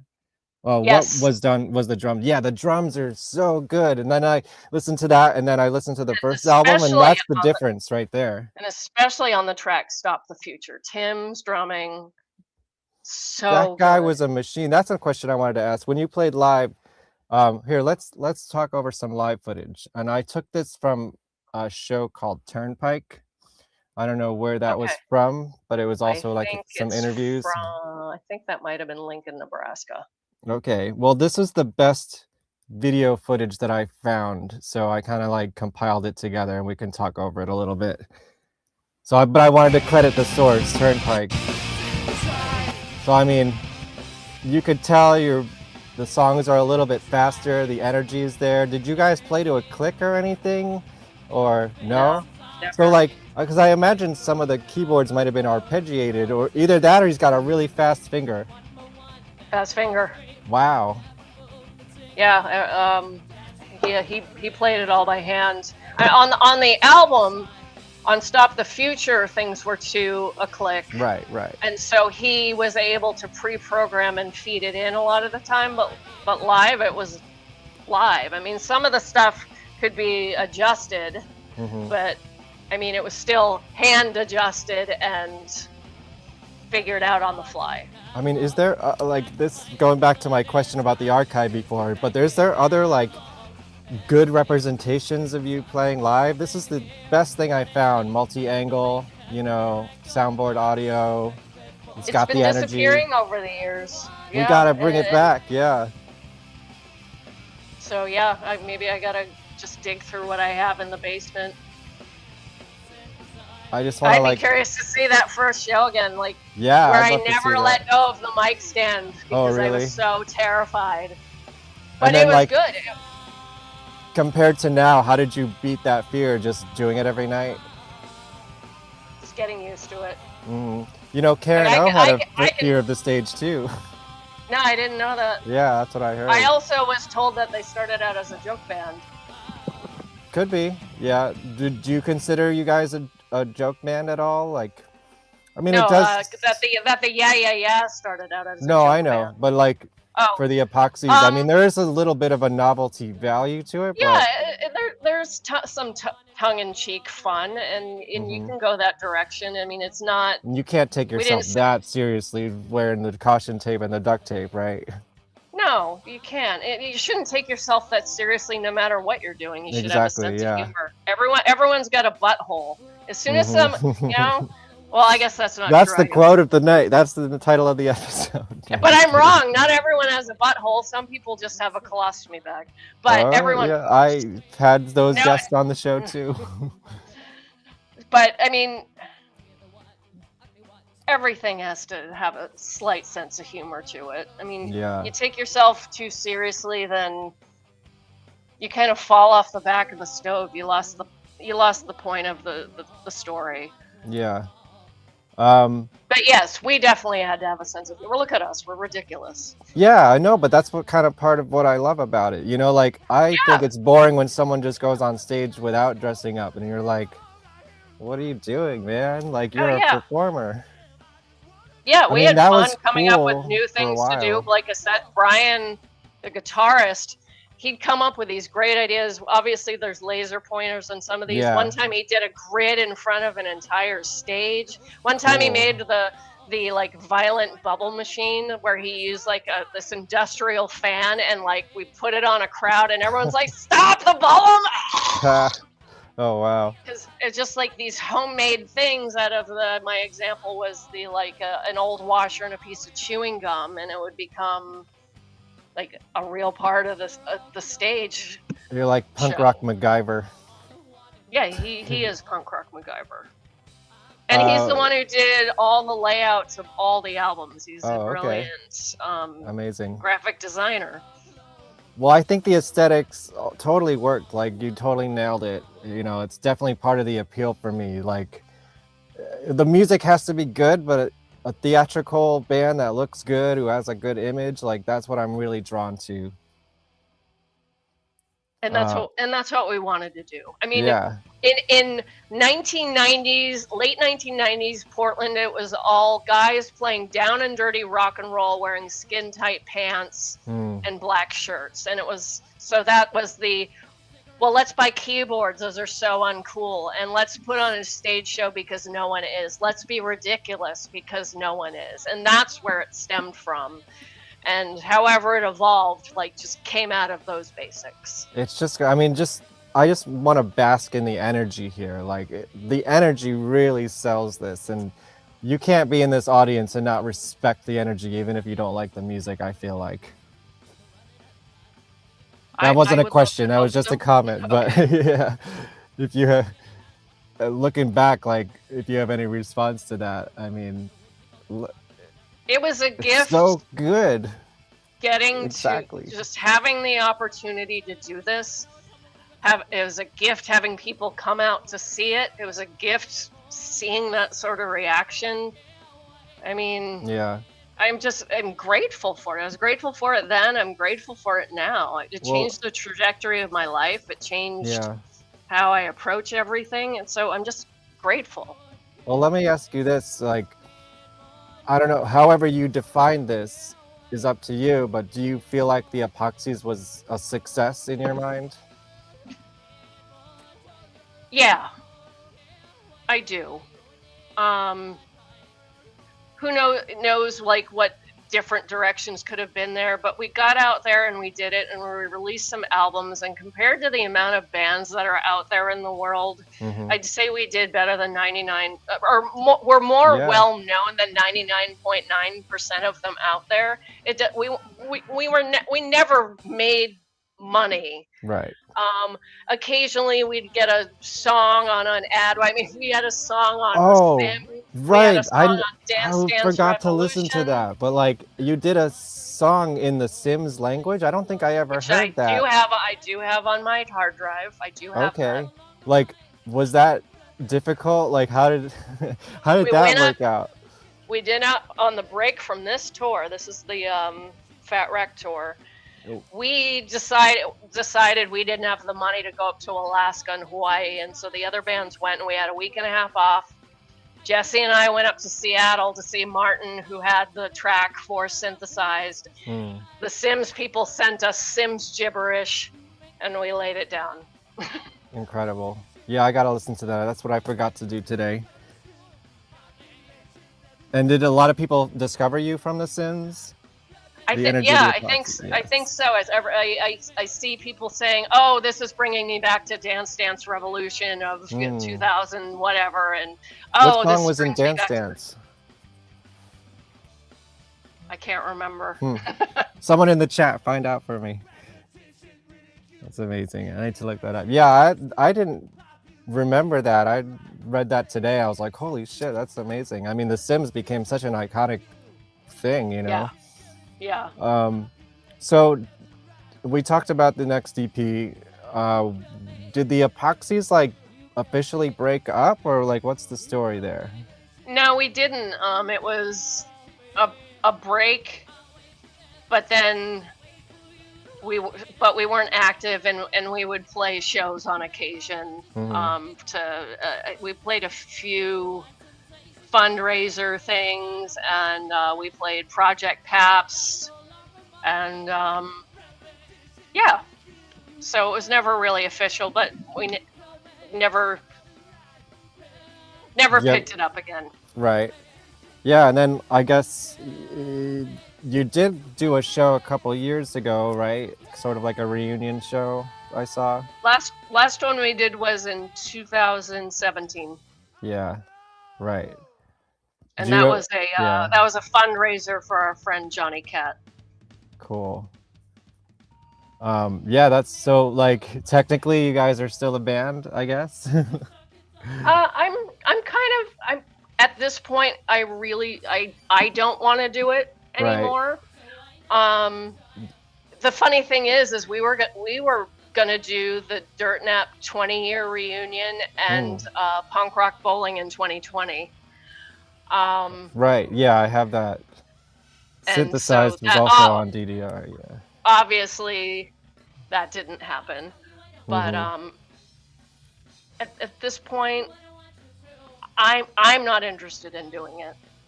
Right. Well, but you are interested in pursuing other musical projects beyond the Epoxies still? Yeah, I mean, if old is already taken, I need to figure it out. But I want to write with my friend Jill. I want to do different stuff. I would love to work with Chris again. I'd love to do more Faux Replika, but he's more of a artistic temperament, so harder to pin down and Right. in 1,800 different bands. But I would love to work with him again. That was so much fun. It was just the two of us. Yeah. And like the two of us together could get everything done. So, I mean, I almost consider, like, when I listen to the Rebound record, it sounds like it could be the next Epoxies record. Was it sort of supposed to be, or, you know? Those are the songs that were rejected. Oh, okay. That's a good I story. hate my vocal performance on that. I was being Really? too contained. Okay. But those songs, for the It's most still a part, solid are, record, I feel like. those are the songs that were rejected as the big no that I was frustrated with. I think it's still a solid record. I feel like it continues the spirit of the Epoxies. I don't know if it's supposed to or not. And even Faux Replika, I mean, I feel like that could be a modern Epoxies. Are you ever interested in doing something like totally different sound-wise, or is that kind of like... Yeah. I mean, just what's the Rebound album and Faux Replika. Faux Replika is like the exact mix of me and Chris Pierce. Like, if you get familiar with Chris Pierce's stuff, you'll be like, oh, Right. yeah, But it still has the synth and the punk rock are in the guitars. bowl. Yeah. And then the Rebound stuff, that was just stuff that got built up over the years of the Epoxies and that they didn't want to do, and it's just like, okay, well, the Epoxies are over. Let me demo these, and I'm gonna do them. Yeah. Nice. And then, I mean, I think that band played a couple shows, maybe, but like, what happened with the live representation of Roxy Epoxy? Did a couple swings of the West Coast and did some shows in town, and then I kept losing people, kept losing members, and I got tired of holding it together. It's like, no, this isn't meant to stay together, so I'm gonna drop it. That's fair. And how did Metropolis, were they supportive of it, or? I think Metropolis knew wanted you to tour more. I think Metropolis knew how to support industrial bands, but rock bands is a little bit of a different beast, and they didn't quite know that. Right. Yeah, that's what I mostly associate with Metropolis. I mean, The Start released an album with them too. I don't know if you're familiar with them. Same sort of story. Dude, their first Start record's another like A+ album in my mind. Amy and Jamie are a couple of. Amy is one of the people I sent a care package to. We're still amazing. in touch. Oh, I'd love to have her on the show. Yeah, she is one of the most incredible people I know, and I'll see Jamie on occasion when he comes. He's the drummer for Bad Religion now, right? I did not know that, but that's great. Yeah. Jamie, they're officially. They got married in 2012, and she owns a yoga studio, and occasionally still does some singing, and he's the drummer for Bad Religion, and they are two of...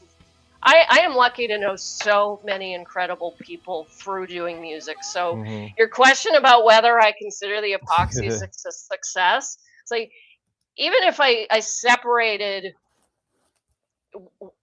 what you would normally consider an answer to that question from that, if it's even just the people I've met, then it's a resounding success. Like exactly. Finding out about the start, seeking them out in Portland, giving them places to stay. Thinking back to before, I think the start maybe is one of those bands that's kind of like spiritually in the same realm as the Epoxies, and we played with them. I made sure we played with them. I saw them once in like this most dingiest club in New York. I've never been back to it. I don't even know where it was. It was like holes in the floor. It was super cool, I guess. I don't know. But yeah, the start. What a cool band.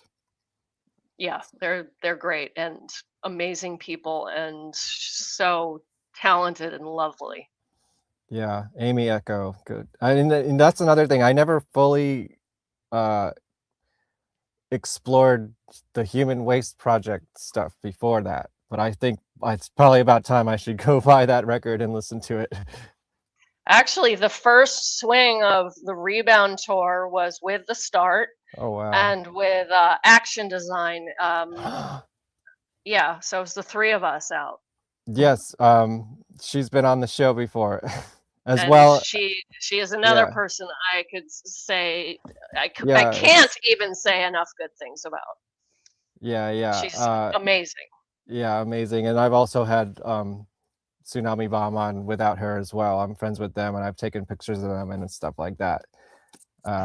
So, and actually, their keyboard player lives pretty close to me. I run into her once in a while up in the upstate area in New York. So. Yeah, the Tsunami Bomb, another band when I was around that age, just like blew my fucking mind. Are you in Hudson? Yeah, I'm in Rockland County. Okay, because my aunt lived there. She just passed away. My friend Jill, I think, knows was it Green Jelly? I think she's from. I think she's known. Do I know her? She moved away from Hudson maybe 20 years ago now. Her name's Jill Christensen.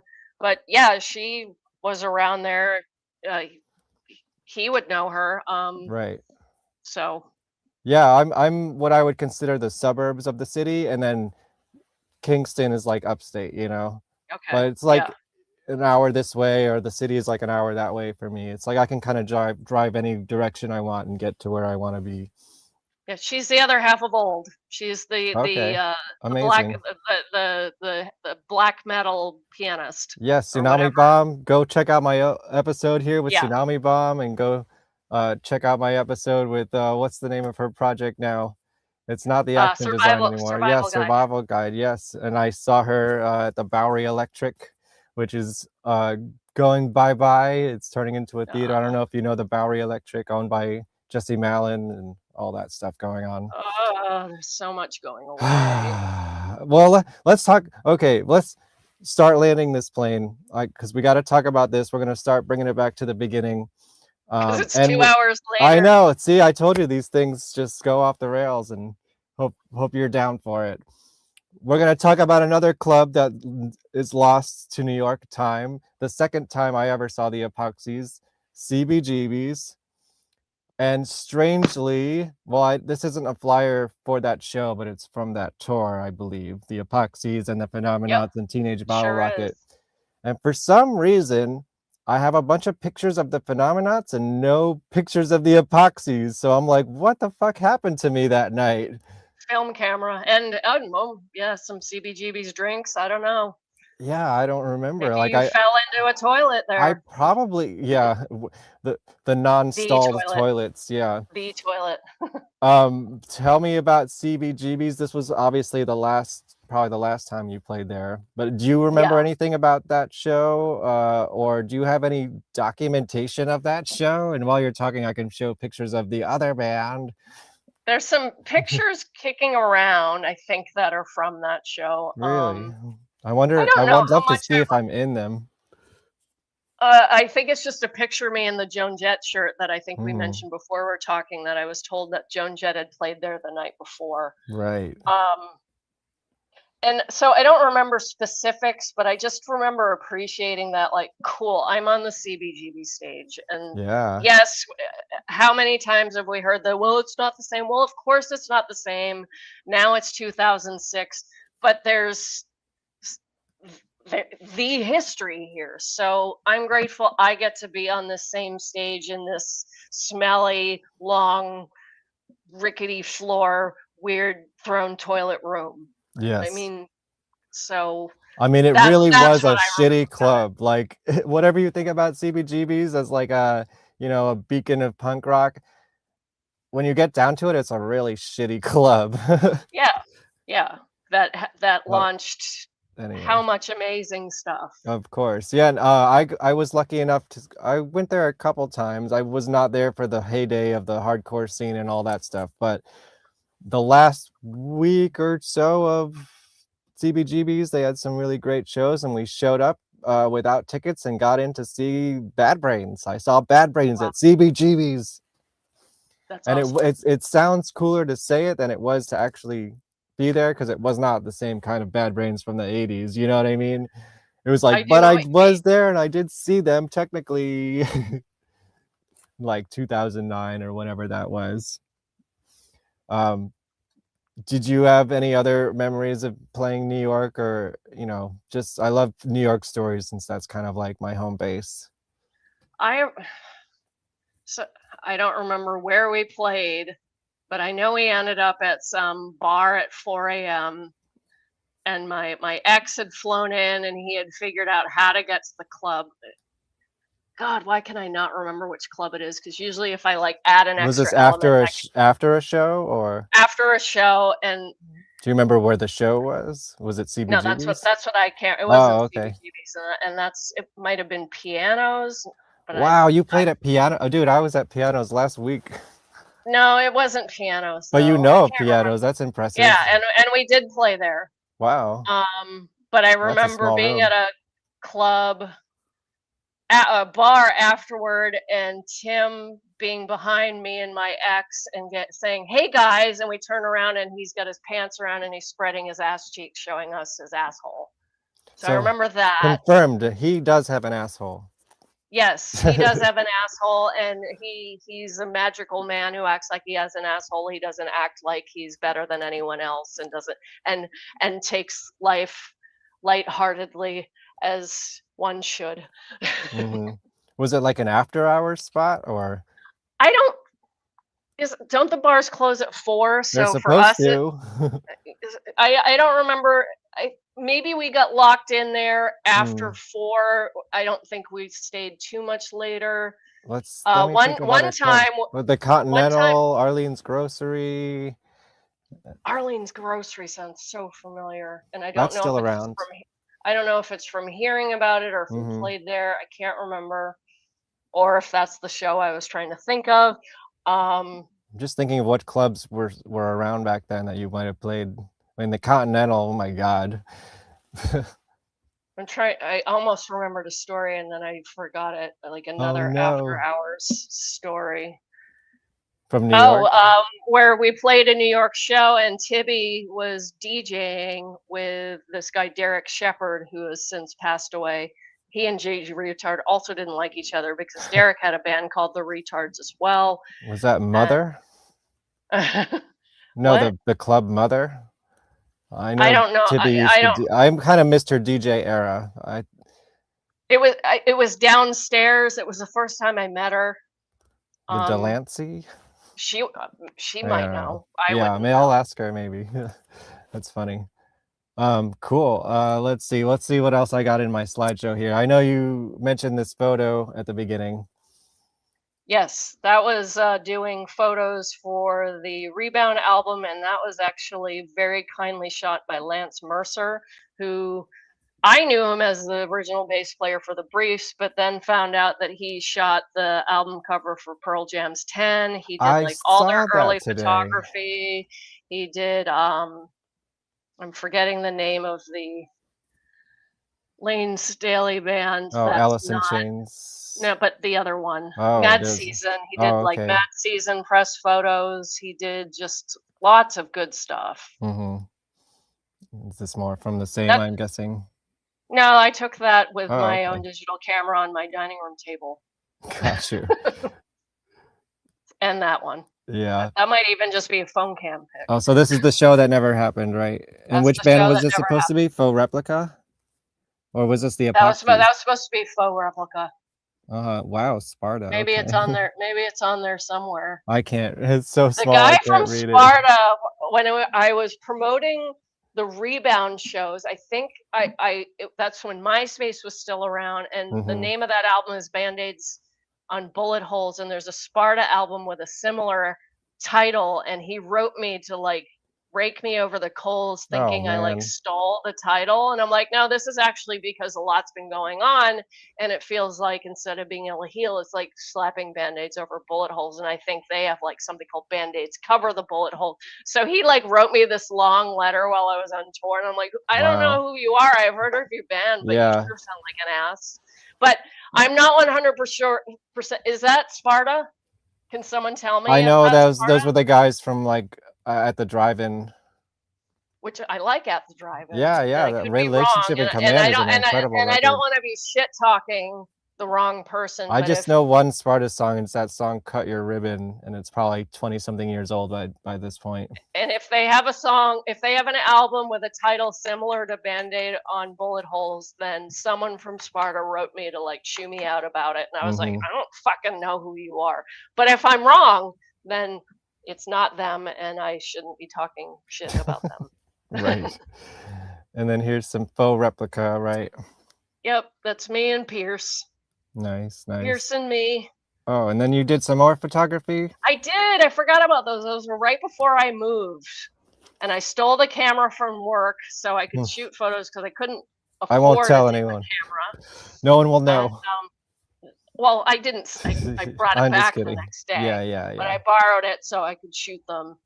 And some of the photos from that, there's one I have of the two singers together, which I actually photoshopped the two of them together. But yeah, that might be the last live shoot. I tried to photograph Teenage Bottle Rocket. None of them came out well. This is the last live shot I did that I liked. Gotcha. And I think that's pretty much it. Did we miss anything? We were pretty thorough. Yeah. And all over the place. Yeah, 2 I hours think and so. 15 minutes later. I think did we win? Is this the longest one you've done? No. With the most boring background? With the most boring background, maybe, yeah. I had my first episode with a Guar member went 4.5 hours. That's awesome. And then I just started a whole show from that. With the Lunatics opening in 1990. Oh, tell me about that. At the Channel in Boston. What year did you say? That was 1990. Wow, that's early Guar. Scumdogs of the Universe tour. Yeah, and I thought I was going to get crushed. I felt my ribs start to cave in, and I was able to get out of that, and I was on the edge for the rest of it. I was still in high school.